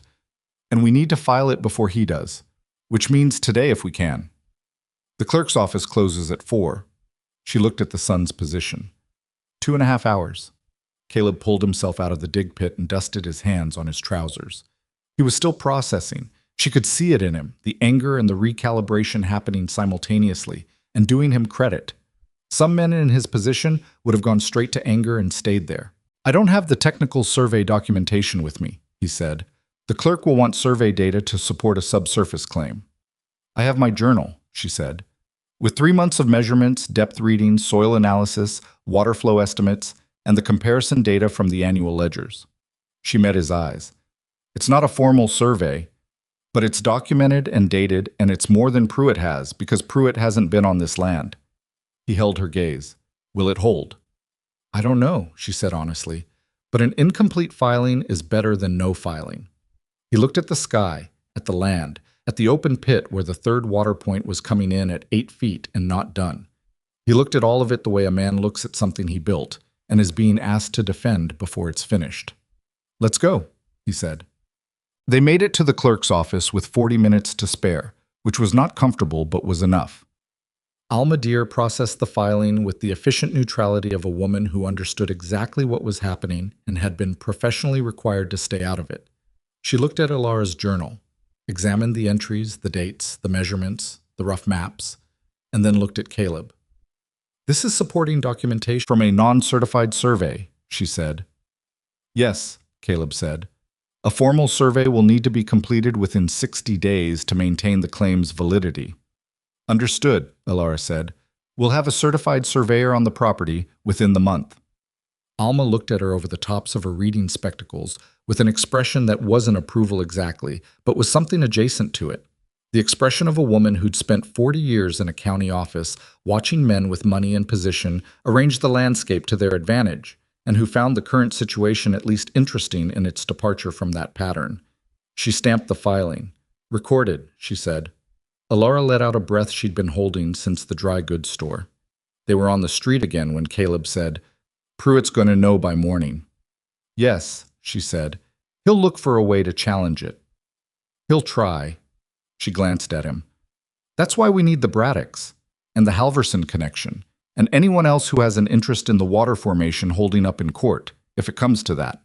Caleb stopped walking. She stopped too and looked at him, and he was looking at her with the expression that had been evolving since the first lantern-lit night at the North Field. But different now, fuller, like something that had been building had finally reached the shape it was going to hold. You thought about all of this, he said, before. Some of it, she said. The Braddock meeting, the Halverson cattle, building those relationships before we needed them. I thought we might need them, she said carefully. I didn't know for what. But you were building the network anyway. She looked at him. That's what you do on the frontier, she said. You don't wait until you're in trouble to know your neighbors. By then it's too late. He stood on the main street of Forsyth with the late afternoon light coming flat and cold across the storefronts and looked at her for a long moment. I should have said this before, he said. I've thought about saying it before. You don't have to. I do, he said. It was firm but not harsh. I do, because I haven't, and that's been wrong. He breathed out. I brought you here thinking. He stopped, started again. I agreed to this arrangement because I didn't think I had better options, and I treated you like a last resort, not with cruelty, but with indifference. And that's its own kind of cruelty, and I know it. She stood still and let him say it.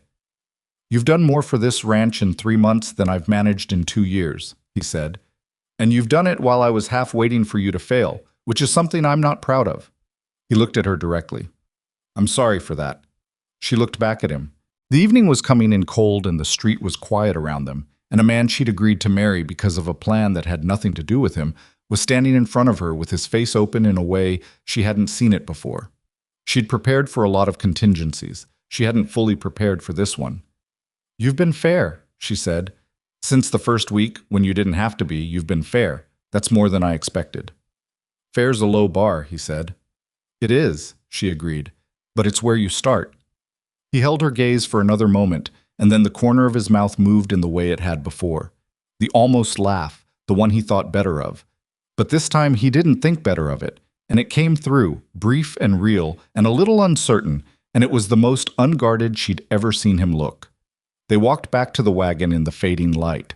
Wren, as was his habit, appeared to find something very interesting to look at on the opposite side of the wagon until they were both seated. Check. The news reached Pruitt faster than morning. It reached him the same evening through whatever network a man like Pruitt maintained, and the response came back almost as fast, in the form of a letter delivered to the Voss Ranch the next afternoon by a courier who clearly hadn't wanted the job and handed the envelope to Walt, with the expression of a man dropping something he'd been told was probably safe. Walt brought it to Caleb. Caleb brought it to the kitchen table where Elara was working through the certified surveyor options. She'd written to 2 firms in Helena and 1 in Billings the morning after the filing. He set it on the table. She opened it.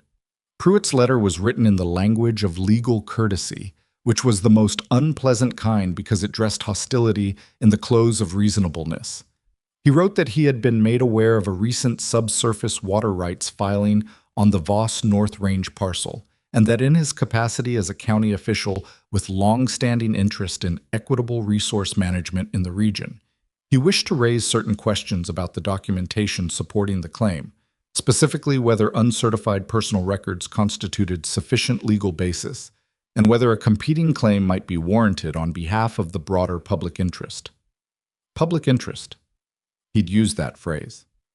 He's going to argue that the water formation is a shared regional resource and shouldn't be privately claimed, Elara said, when she'd finished reading. Can he do that? Caleb said.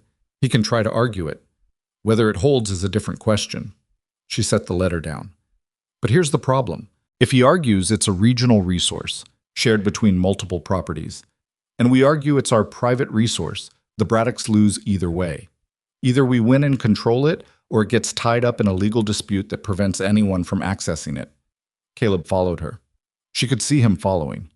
But if the Braddocks file their own claim, on their section of the formation, as a separate but linked system, then there are multiple legitimate private claims on different sections of the same geological structure, which undermines Pruitt's regional resource argument, because you can't call something a public resource if it's already been documented and claimed by private landowners on multiple separate properties.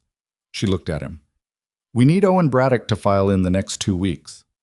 Owen doesn't know about the threat yet. I know. She was already calculating the timing. We need to go to the Braddocks today. Caleb picked up the letter and read it again. She watched his face, the jaw set, the anger managed, the thinking coming through. Pruitt wrote this because he's rattled, he said. A rattled man makes mistakes. Yes, she said. But a rattled man with influence and patience can also tie up a land claim for 2 years, which in our case, with the Helena debt still outstanding, would be a serious problem. He nodded. He put the letter back on the table. I'll have Wren saddle the horses, he said. Caleb, she hesitated, which was unusual for her. He noticed it and waited. When we talk to Owen, let me lead it. He looked at her. Not because you can't, she said, but because Owen and I have been building something specific in our conversations, and I know where he's sensitive about his own land rights. I can make the case in a way that lands right for him. She paused.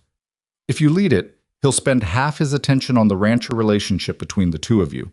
If I lead it, he focuses on the land. Caleb considered that for a moment. A month ago, she thought, he'd have said no.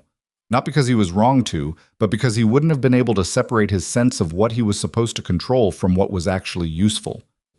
He was a different man than that now. Not transformed, not redeemed, just moved a few degrees off the point that had been fixed. All right, he said, you lead it. Owen Braddock's kitchen was warmer than his manor, which was saying something because his manor had warmed considerably since the Halverson cattle story had moved through the county. He sat across from Elara and Caleb at a table that had the remnants of lunch still on it. No apology for that, which she liked, and read the copy of Pruitt's letter that Caleb had handed him. He read it twice. Frank, standing near the window, read it once and made a sound. Public interest, Frank said. He's done it before, Owen said, still looking at the letter. The Renner land dispute 4 years ago argued that a shared fence line was a public boundary issue, tied it up for 18 months. Renner ended up selling to cover the legal costs. Who bought the Renner land? Elara said. Owen looked at her. A pause. Party associated with Pruitt. That's the pattern, she said. Not always the same mechanism, but the outcome's consistent. She opened her journal to the page where she'd written out her Courier Archive research, Pruitt's involvement in 4 land transitions over 10 years. She turned it to face Owen. I put this together from the newspaper archive. I can't prove intent, but the pattern speaks. Owen looked at the page for a long time. Frank came over from the window and looked too. The two brothers exchanged a look that carried a full conversation in it, the shorthand of two people who'd been making decisions together for decades. What do you need from us? Owen said.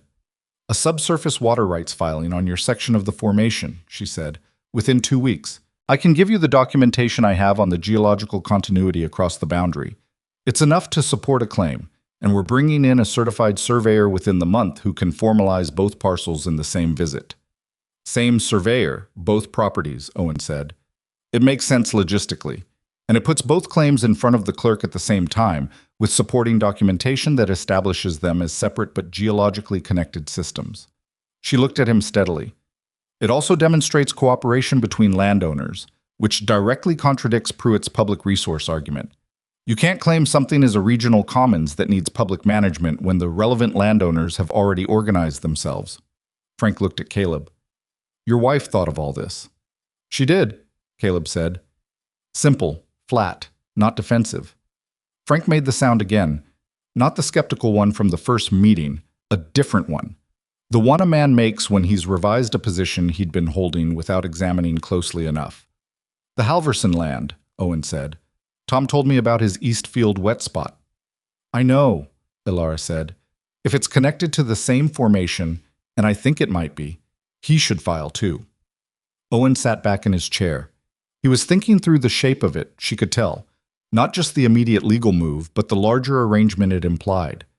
3 ranches with interlocking water claims, documented and filed, presenting a unified picture of organized private land management that left no room for Pruitt's public interest argument to get purchase.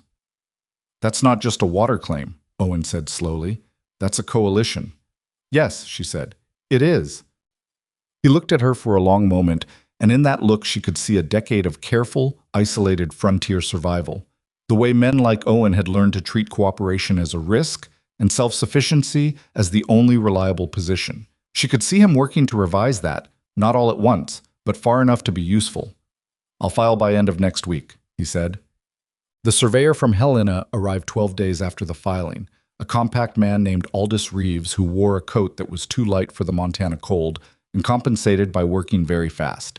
He spent 3 days on the Voss property and 2 on the Braddock parcel, with Elara walking him through every measurement point she'd marked over 3 months, every depth reading, every soil sample log. Reeves was the kind of professional who didn't give opinions while he was still gathering data, which she respected.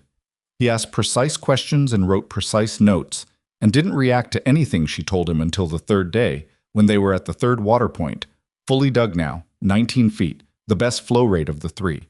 And he stood at the edge of the pit and looked at the soil composition she pointed out and was quiet for a moment. You mapped this from surface observation alone, he said, mostly, and the annual ledger data. With no formal survey training. With a lot of reading, she said. He looked at the pit again. Your depth estimates were within 2 feet on all 3 points. The 3rd was the best one. I expected 19 to 21. He wrote something in his notes. He didn't say anything more about it, but when he left on the 4th day, he shook Elara's hand before he shook Caleb's, which wasn't the convention, and which he did without seeming to notice he was doing it.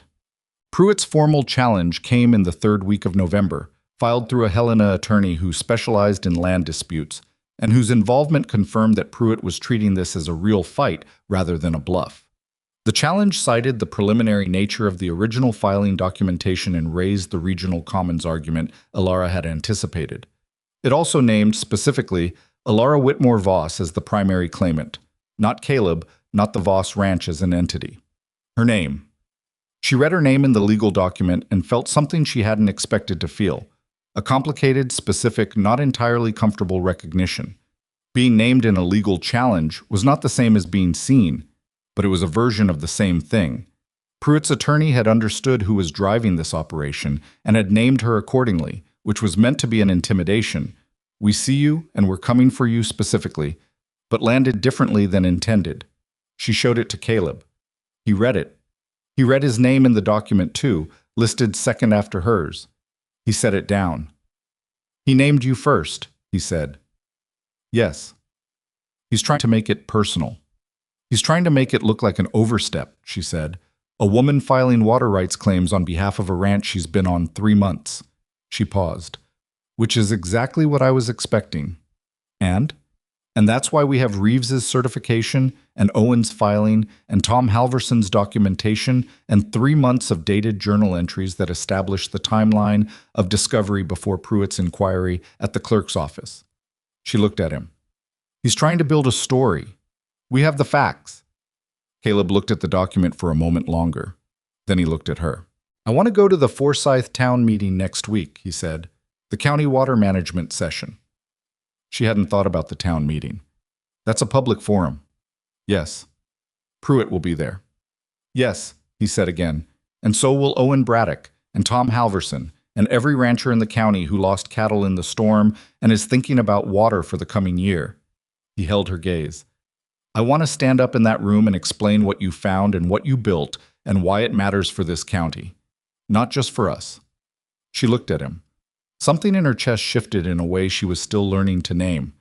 That's a risk, she said. If it goes badly, we're in the same position we're already in, he said. And if it goes well, it could shift the room, she said. It could shift the room. She was quiet for a moment. She thought about the selection hall 3 months ago, the size of the laughter, the way it had been so easy, so unearned, so casual in its cruelty. She thought about the north field at first light. She thought about 22 feet in wet soil and a thin line of darker grass that everyone else had walked past for 20 years. All right, she said, we go to the meeting. What? The Forsyth County Water Management meeting was held in the same town hall where the selection had taken place, which Elara registered when she walked in and put away. The room had the same proportions, the same smell of wood and coal heat. But it was full tonight in a different way. Not the careful arranged rows of the selection, but the dense coat and boot crowd of a working county gathered around a real problem. She counted 43 people in the room, which was, by Forsyth standards, nearly everyone. Pruitt was at the front, seated beside a man she recognized as the Helena attorney from the letterhead. He saw them come in. He looked at Elara first, one long measuring look, and then away, the deliberate away of a man who wants you to know he dismissed you. Owen Braddock was there with Frank. Tom Halverson was near the back with his son. Walt had come, which surprised her slightly. He'd said he wasn't one for meetings, and stood along the side wall with his arms crossed in the way of a man who could leave if he needed to, but had decided to stay.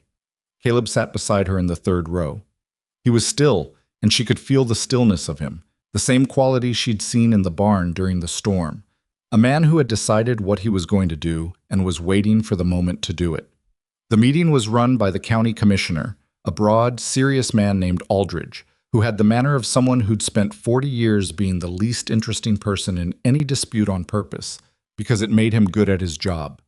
He opened the water rights discussion with a summary of the situation, the Voss filing, the Braddock filing, Pruitt's challenge, presented with the flat accuracy of someone reading a document aloud and declining to have an opinion about it. Pruitt's attorney spoke first.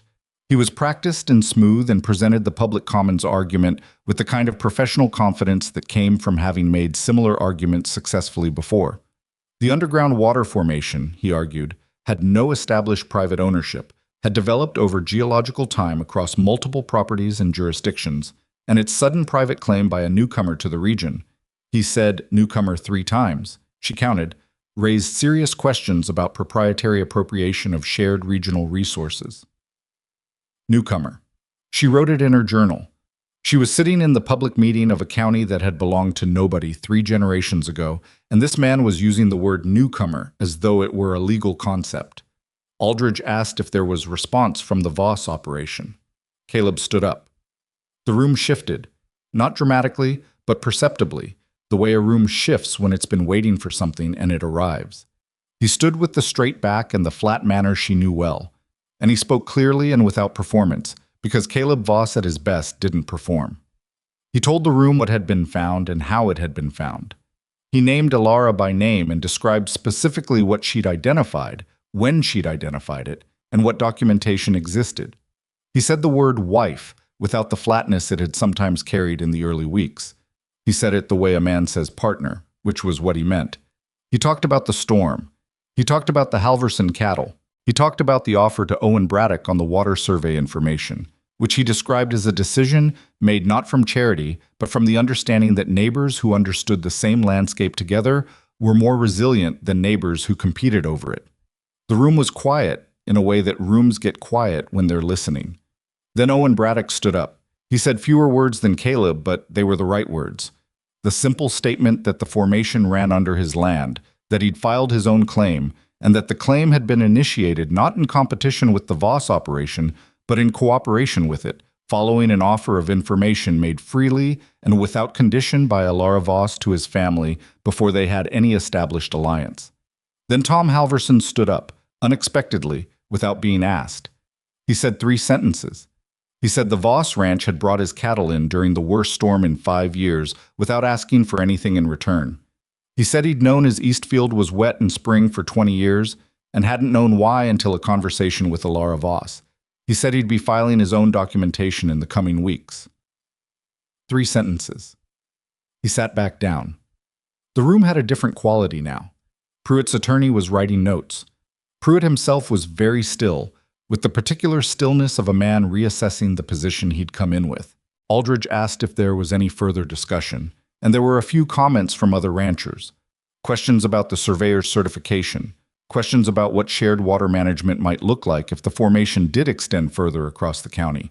And Elara answered those from her seat, clearly and specifically, with the documentation in her journal and Reeves's numbers.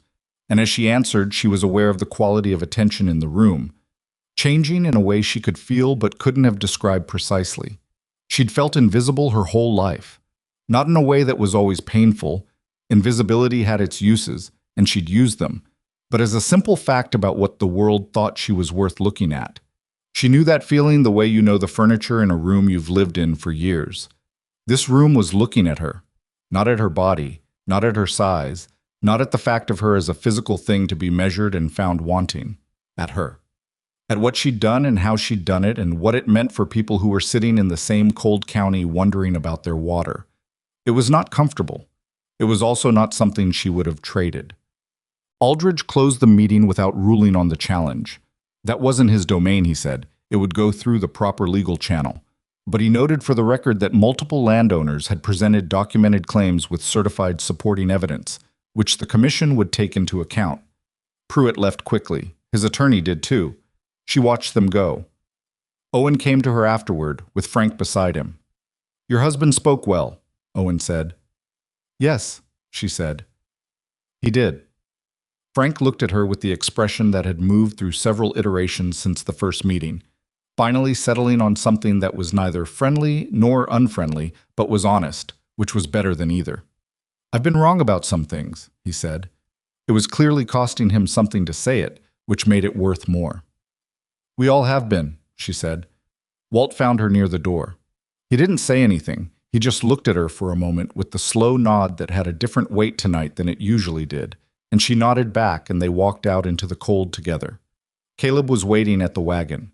She came to stand beside him, and they were quiet for a moment, looking out at the dark street and the lit windows and the thin snow starting again from a sky that had decided it wasn't done yet. "Pruitt's not going to drop it," she said. "No," he said, But the room changed. Yes. He looked at her. The room changed. She pulled her coat tighter. Tomorrow there was the northwest fence post that was still leaning. There was the Reeves certification to file. There was a letter to write to the Helena Bank about the updated cattle projections. There was a great deal of work still to do. She knew that. She was not afraid of it. What she hadn't expected, standing on a street in a county that had laughed at her name 3 months ago, was to feel the ground solid under her feet in a way that had nothing to do with the land survey, nothing to do with the calculations or the water points or the legal filings. She felt it anyway. "Let's go home," Caleb said. She got in the wagon. The legal challenge took 4 months to resolve, and those 4 months were the hardest of everything. Not because the work was harder, the work had always been hard, and Elara had made her peace with hard work before she arrived in Montana. It was harder in the way that sustained uncertainty is harder than acute crisis. A storm gives you something to fight.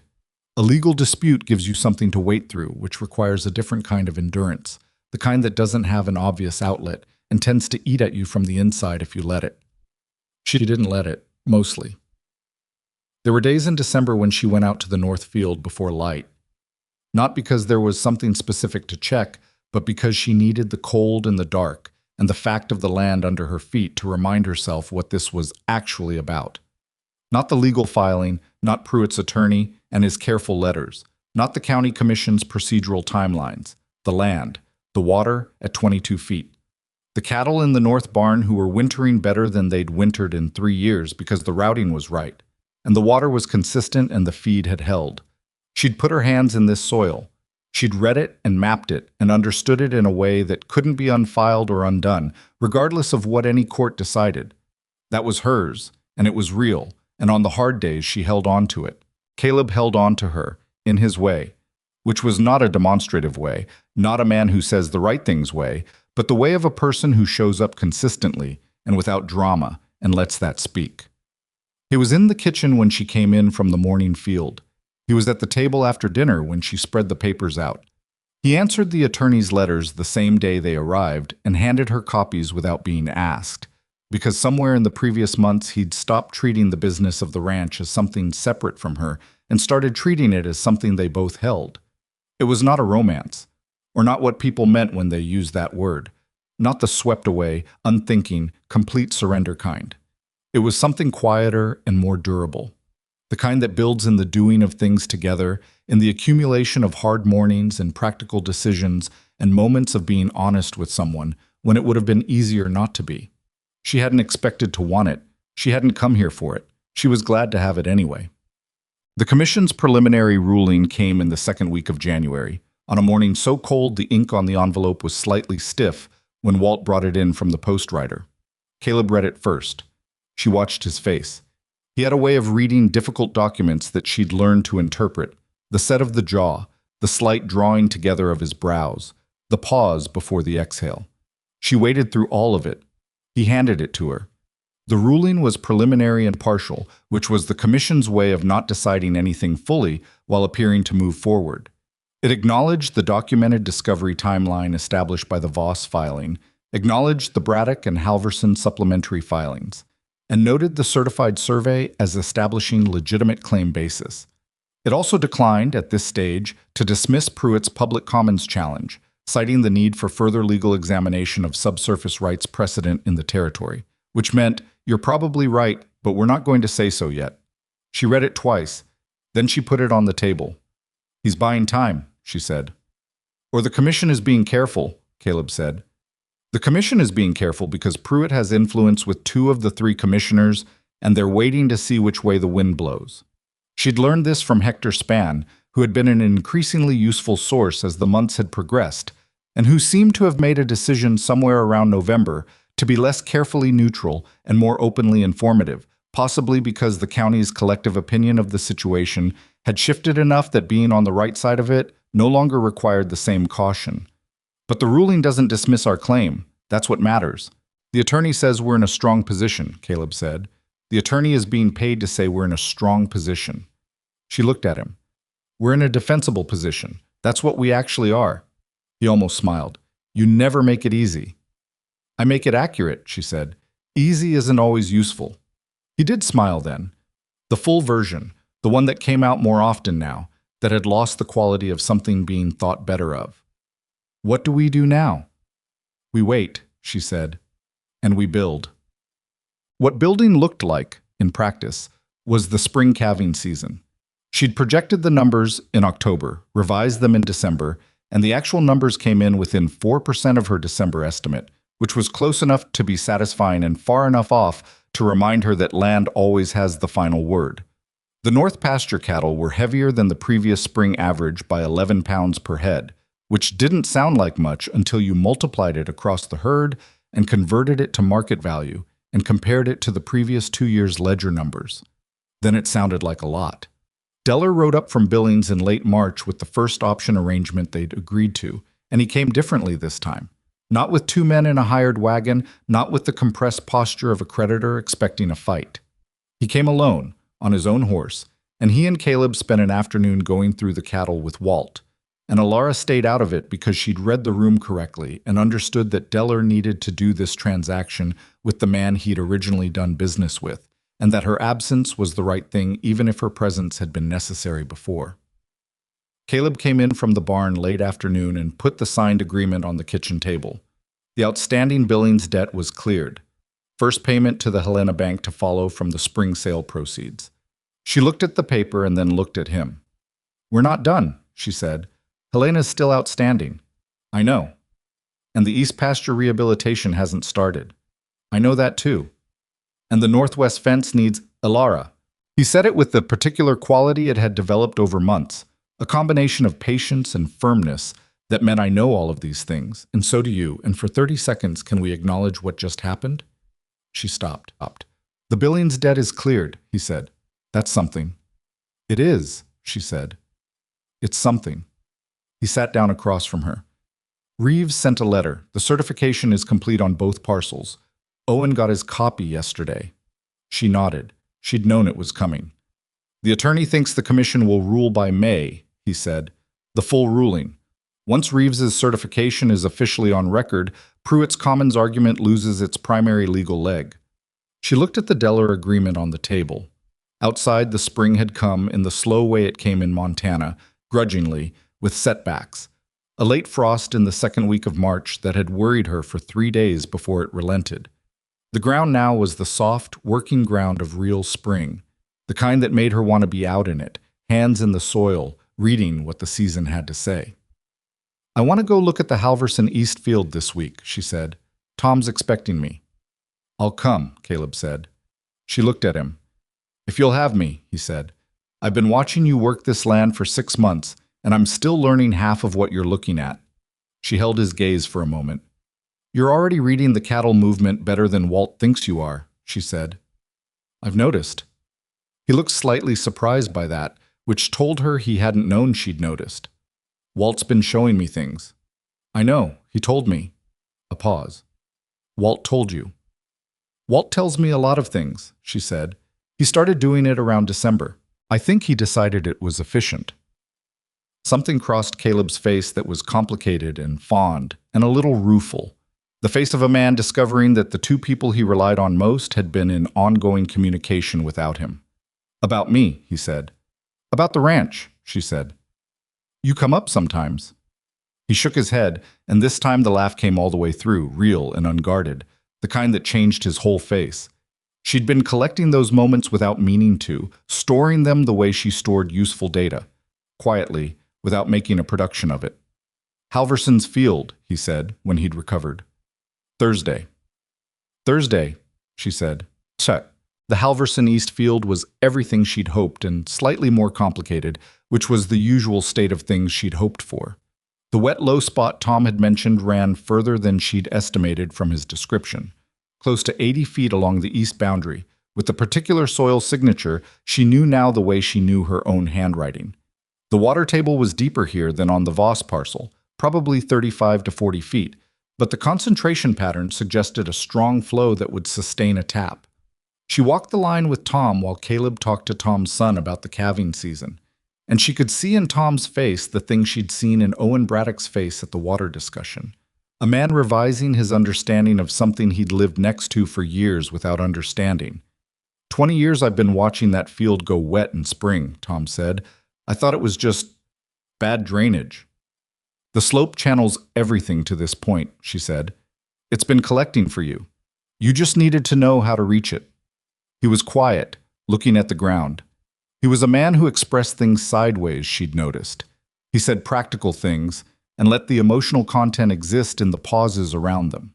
If we tap it, he said, what changes? Your south cattle have consistent summer water. Your calving weight goes up. You stop losing condition in August. She paused. And your operation stops depending on whether your creek runs clean, which it hasn't reliably in 4 years. Tom looked at the field. He looked at his son, down the slope, talking to Caleb with the easy manner of a young person finding common ground. He looked at the sky, which was the pale-washed blue of Montana spring, enormous and very clear. My wife asked me to invite you and Mr. Voss for supper, he said. Thursday, if you're willing. She looked at him. We're willing, she said. He nodded. He pressed his boot into the wet ground once, feeling the give of it. How deep? He said. Your estimate? 35 to 40, she said. Possibly 30, if the formation is as strong as I think. And you think it's the same system as yours? I think it's connected, yes. Different depth, different concentration, but the same underlying table. She looked at him. Which is part of why I want Reeves to come out here before we file your claim. If we can document the geological continuity across 3 properties, it makes the entire water rights framework stronger. Tom Halverson looked at her for a long moment with the particular expression she'd come to recognize, not just on him, on Owen Braddock, on Walt, on Wren, of a person recalibrating what they'd expected from this woman against what they'd actually gotten. He'd been polite from the beginning, warmer since the storm, but this was something different. This was the look of a man who was no longer making allowances. You came here with a plan, he said. It wasn't an accusation. Yes, she said, for the water. For the land, she said. The water was what I found when I looked at the land properly. And the rest of it, he said. The Braddocks, the storm, the town meeting. She was quiet for a moment. The rest of it was what the plan needed to become, she said. Plans do that. They meet the actual conditions, and they change. He nodded slowly. My wife's going to want to talk to you about the county women's organization, he said. I'm warning you now. She looked at him. The county women's organization. They've been meeting since January. She's on the organizing committee. She says the county needs someone who knows water and land to talk to them about what options look like for farms that have been struggling. He said it with the slightly awkward delivery of a man conveying a message that's important to someone he loves. She said you specifically. I told her I didn't know if you'd be interested. Elara stood in Tom Halverson's east field with the spring ground soft under her feet and the afternoon light coming long across the wet grass, and felt something she didn't have a clean word for. Not triumph. Triumph was too loud, too simple. Something steadier. The particular sensation of a thing becoming real that you'd seen the outline of for a long time, that had seemed too large to actually arrive, that had arrived anyway. Tell her I'm interested, she said. The commission's full ruling came in the second week of May. It arrived on a Wednesday by courier in an envelope with the county seal. Caleb was in the north field. She opened it herself, which she'd been careful not to do previously with legal documents, but something about this envelope, the weight of it, the finality of the seal, made her unable to wait. She read it standing at the kitchen table.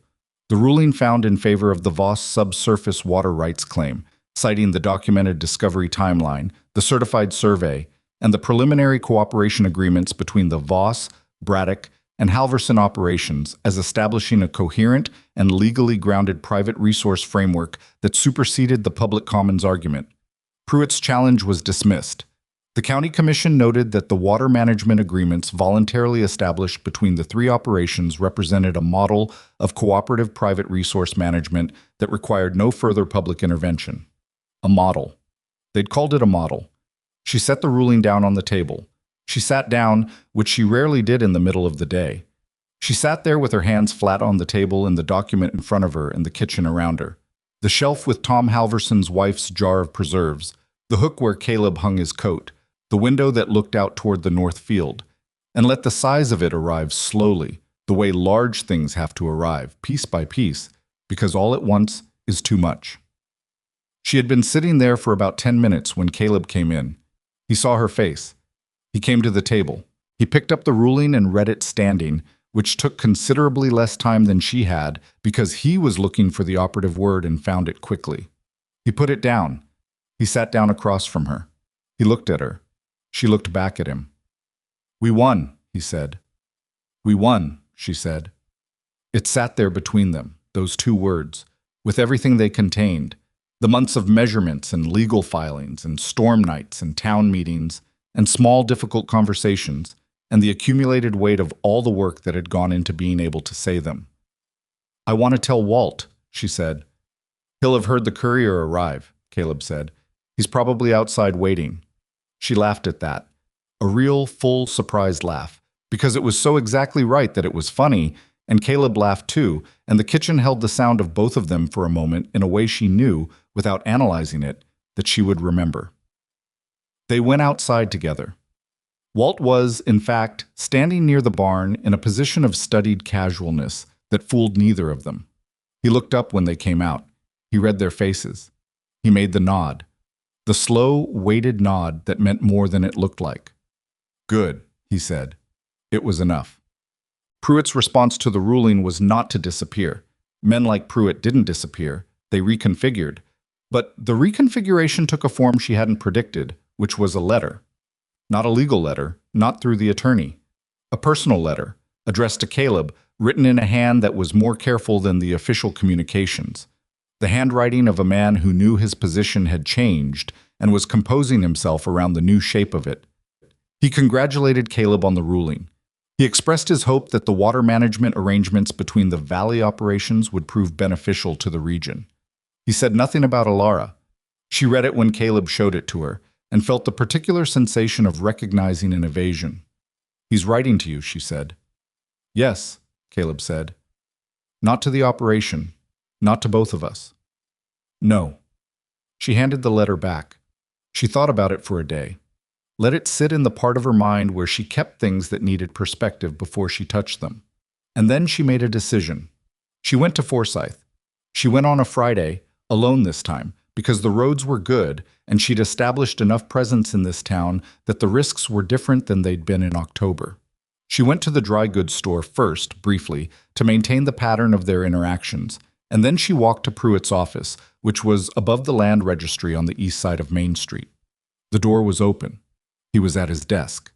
He looked up when she appeared in the doorway, and she could see in the fraction of a second before he composed himself the thing that crossed his face. Something he hadn't expected, something that had no room in his framework for how this situation was supposed to resolve. She came in without being invited and sat down in the chair across from his desk without being asked, because the time for waiting to be invited into rooms had passed. "Judge Pruitt," she said. "Mrs. Voss." His voice was level. It was the voice of a man performing levelness, which was different from the actual thing. "I read your letter to my husband," she said. A brief pause. "It was a courtesy letter." "It was a letter to Caleb that didn't include me," she said, which I imagine was deliberate. He looked at her. He had the quality, she'd noticed at the selection and again at the town meeting, of a man who was most comfortable when other people were on a lower level than him, physically, socially, in the arrangement of the room, and who managed the discomfort of equality by refusing to fully acknowledge it. "You filed the water claim," he said. "You organized the Braddock and Halverson filings." "Yes." "You ran the town meeting argument." "My husband spoke at the town meeting," she said. "I gave him what he needed to say." "And the storm response." "That was all of us," she said. "That was Walt and Wren and Biscuit and Tom Halverson in the worst part of it." He studied her.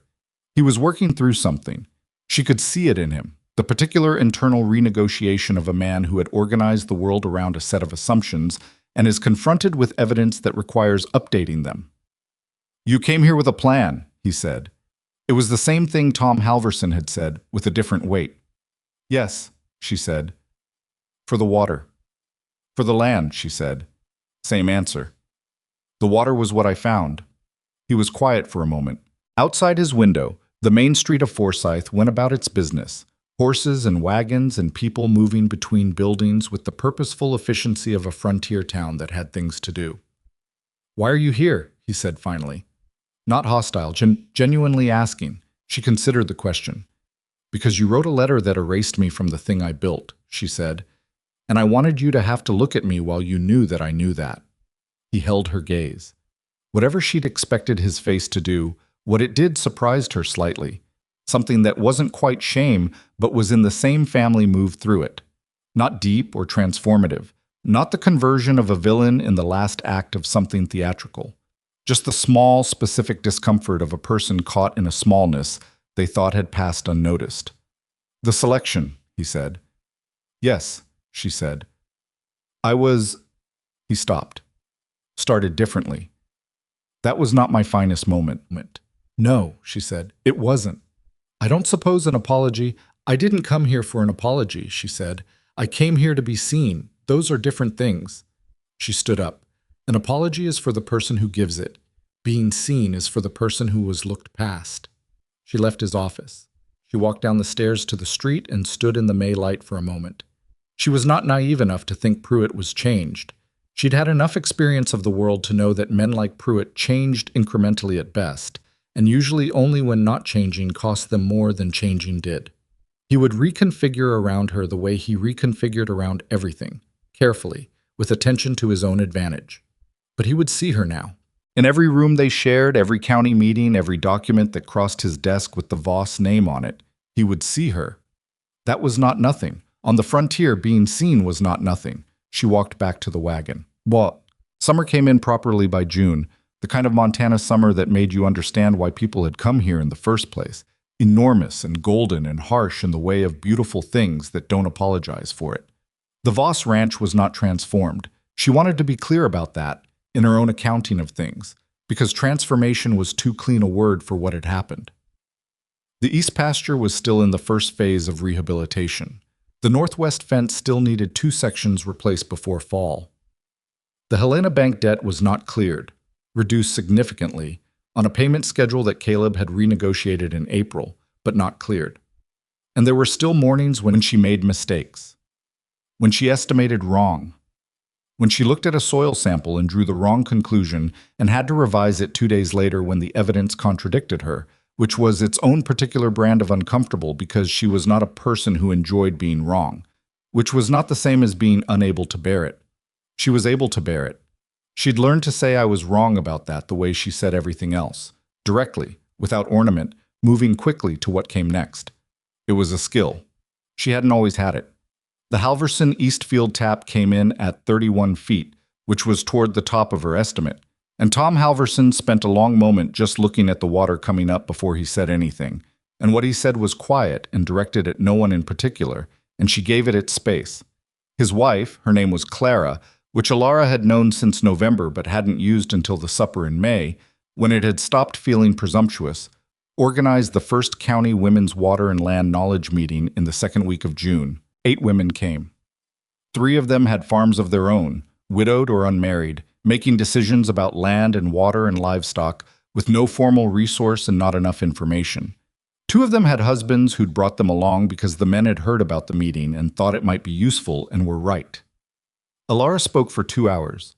She brought her journal and her maps and the Reeves survey documentation, and she answered questions plainly and specifically, and at the end of it a woman named Dorothea, who ran a sheep operation southeast of town since her husband had died 4 years ago, and who had the particular manner of someone who'd been doing hard things alone for long enough that she'd stopped expecting help, looked at Elara and said, "I've been trying to figure out where my spring water goes every June for 6 years. You just told me."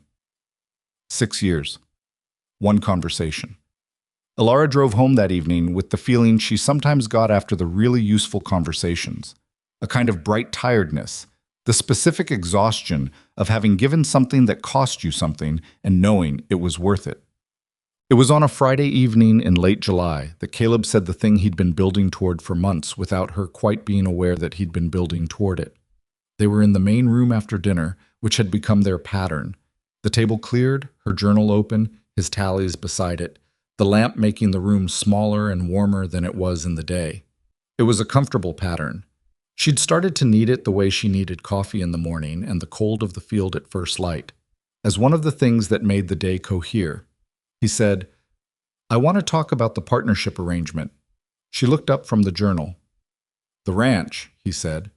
Currently it's held in my name because that's how it came to me and I haven't changed the legal structure. He was choosing his words carefully, which he always did when the thing he was saying mattered to him more than usual. I want to change it. She was still. Equal partnership, he said. Your name on the deed, the water rights, the cattle registration. Everything. He looked at her. It's your work as much as mine. More than mine in some of it. That should be on paper. She looked at him for a long moment. She thought about the journal she'd been writing in since October. The measurements, the estimates, the conversations noted, the plans developed and revised. She thought about the boarding house in Forsyth and the 3 months of savings she'd spent on the stagecoach fare. She thought about the plan that had brought her here, which had been precise and self-interested and had nothing to do with partnership. She thought about how much the actual thing was from the plan she'd had. Why? She said. Because it's right, he said, simply. That's not the whole answer, she said. I was quiet for a moment.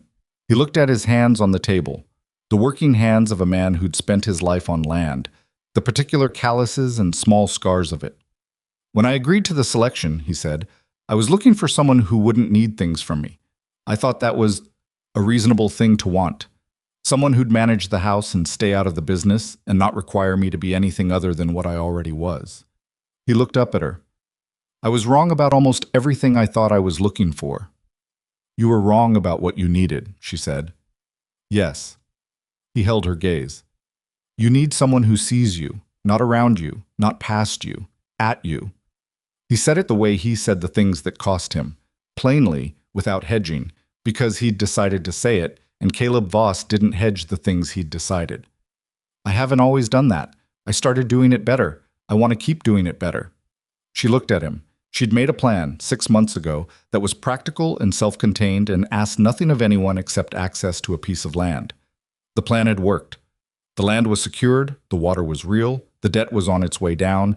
The ranch was the strongest it had been in years. She had not planned on this. On the man across the table being someone she wanted to keep sitting across the table from. She had not planned on wanting to be seen by him specifically, and on the particular sensation of being seen by someone whose judgment she respected, which was different from and more valuable than being seen by someone who simply had warm feelings about you. She had not planned on any of it. The deed, she said. I'll have the attorney draw it up, he said. Next week, if you want. I want, she said. He nodded. He looked back at his tallies. She looked back at her journal. They sat in the lamp-warm room with the summer dark outside and the ranch around them, quiet and intact and real. And it was enough. It was actually considerably more than enough. Yes. The deed was filed in August, with both names, in the same county clerk's office where Alma Deer had not said what she knew about Pruitt's inquiry back in November. Alma looked at the document when Caleb handed it across the counter and looked at Elara and then back at the document. Both names, she said. Both names, Elara said. Alma stamped it. She handed back the copy. And she did something Elara hadn't expected. She looked directly at her, briefly, with an expression that was not professional neutrality, but something older and more personal, the expression of a woman who'd spent 40 years watching this county arrange itself and who had her own opinions about what justice looked like when it arrived in paperwork form. Welcome to the deed, Mrs. Voss, she said. Elara took the copy. She folded it and put it in the inner pocket of her coat, where she'd once carried a journal on a stagecoach from Billings, and had read for 6 hours straight and found the outline of a life she hadn't known yet to want. Owen Braddock came to the ranch in September with a proposal about formalizing the water management agreement between the 3 operations, a written document establishing the shared framework, the use limits, the cooperation terms, something that would survive the current people and apply to whoever came after. He came to the kitchen table with his own notes, and Tom Halverson came too, and the 4 of them, Owen, Tom, Caleb, Elara, sat around the Voss kitchen and worked through it for most of an afternoon with the practical, unglamorous efficiency of people who have decided to build something together and are getting on with it. Frank Braddock, to his credit, had sent a note that he'd stand by whatever Owen decided. It was a short note. It was, from Frank, significant. The agreement they produced was not a legal masterpiece. It had rough edges and places where they'd had to negotiate language for 20 minutes over things that turned out to matter differently to different people. Owen felt strongly about priority access in drought years. Tom wanted explicit protection for expansion operations. Elara pushed for language about new discovery. Any future water points found on any of the 3 properties to be disclosed to the other parties before filing, giving everyone a chance to understand the geological picture together. That clause took the longest. Owen's instinct was proprietary. What's on my land is mine. And it took a while to get to the argument that moved him, which was not philosophical but practical. The water table didn't know where the property lines were, and a tap on his land could affect the flow on hers, and without disclosure they were flying blind on a shared system. "She's right," Tom said, at about the 40-minute mark of this particular back and forth. He said it simply, the way Tom said all things. "She was right about my East Field for 6 years before I knew to ask." Owen looked at Tom. He looked at Elara. He made the expression of a man conceding a point he's been resisting, not because it was wrong, but because conceding it meant revising himself. "Fine," he said. "Disclosure clause." She wrote it in. When they finished and the document was signed 4 times, and the copies distributed and Owen and Tom had ridden out, and the kitchen was quiet again, Caleb picked up the copy in front of him and looked at it for a moment. 3 ranches, he said. Cooperative water management. 2 years ago, this would have been not imaginable. "A lot of things weren't imaginable 2 years ago," she said. He looked at her. He had the expression he got sometimes when he was about to say something he'd thought about, not in the planning way, but in the late-night quiet way, when things become clear that don't become clear in the business of the day. "Do you ever think about the other version?" he said. "What happened in the hall? If it had gone differently?" She looked at him. "What version do you mean?" "If someone else had agreed. If the arrangement had been—" He stopped. "If you'd ended up somewhere else." She thought about it genuinely, which was what he was asking her to do. "I think I'd have found the water somewhere," she said. "Eventually. The information was in the surveys. I'd have gotten there somehow." "That's not what I'm asking," he said. She looked at him. The evening was coming in through the kitchen window, the particular September evening light of the high range, long and amber and very clear. "No," she said. "I don't think about the other version." He was quiet. "I think about this one," she said. He nodded. He folded the agreement and put it with the other documents on the shelf above the table. The deed, the water rights certification, the Reeves survey, the Deller agreement. The accumulated paperwork of a thing built carefully, over time, by people who'd been honest with each other more often than not. There are things they don't put in the county records. The documents that track how land and water move between people and generations.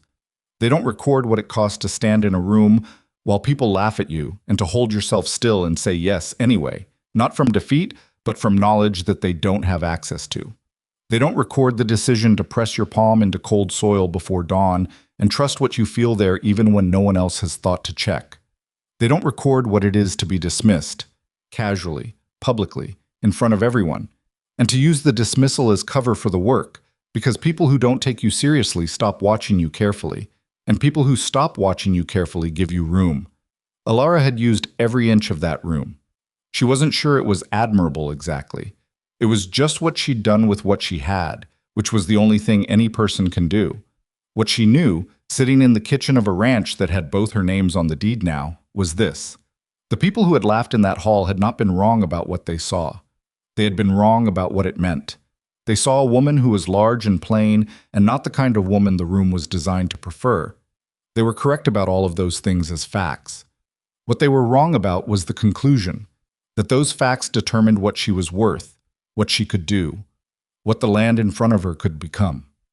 They had looked at the surface and called it the whole picture. She'd spent her life learning to see below the surface. It was, in a way, the same skill. The water wasn't visible from above. The value wasn't visible from outside. Both were real. Both required knowing how to look. The winter was coming again. The second one, which she was less afraid of and better prepared for. She'd already walked the fence lines. She'd already measured the reserve feed with actual hands-in-the-bins accuracy, not estimates. The south barn door had been rehung properly in July. The third water point had its own winter cap now, properly sealed against freeze damage. She was ready. She was also not finished. She understood in a way she hadn't when she'd first arrived, that the frontier was not a problem you solved and set down. It was a relationship you maintained. Every season brought new conditions. Every winter tested what the previous summer had built. The land required constant attention, constant honesty, constant willingness to be wrong and revise and start again. She had made her peace with that. She had come to love it, actually. The way it kept demanding her best, the way it never let her be careless for long without consequence, the way it told the truth about what you'd done by showing you whether it held. Walt knocked on the kitchen door frame in the early evening. "North fence, thought you'd want to know. Wren found a post that needs replacing before the cold comes." "I'll look at it in the morning," she said. "There's 2 of them," he said. "I'll look at both of them in the morning," she said. Walt made the nod. He went. Caleb came in from the barn a little while later, carrying the smell of the animals and the cold, and he hung his coat on the hook and stood at the basin and washed his hands and looked over his shoulder at her where she sat at the table with the winter prep list open. 2 fence posts, she said. "I heard." He dried his hands. He came and sat across from her and pulled his tallies toward him. "I'll go with you." She looked at him. He was looking at his tallies, reading them in the efficient way he'd developed, the way she'd watched him develop it over months of working alongside her. Not her method, his own, shaped by her influence the way all adjacent things eventually shape each other. "All right," she said. They worked at the table in the evening quiet, the 2 of them, with the lamp between them and the ranch around them, and the first cold of the coming season pressing at the walls, and the documents on the shelf above the table held both their names, and the water was 22 feet down in the north field, and the cattle were well, and there was work to do in the morning. This was not the ending she had planned. It was better than the ending she had planned. It was the ending the land had been holding for someone patient enough to read it. Not promised, not guaranteed, not handed to anyone, but there, waiting, the way all real things wait, beneath the surface, in the dark, for someone willing to press their hands into the cold ground and trust what they find there. She turned the page in her journal and started the winter list.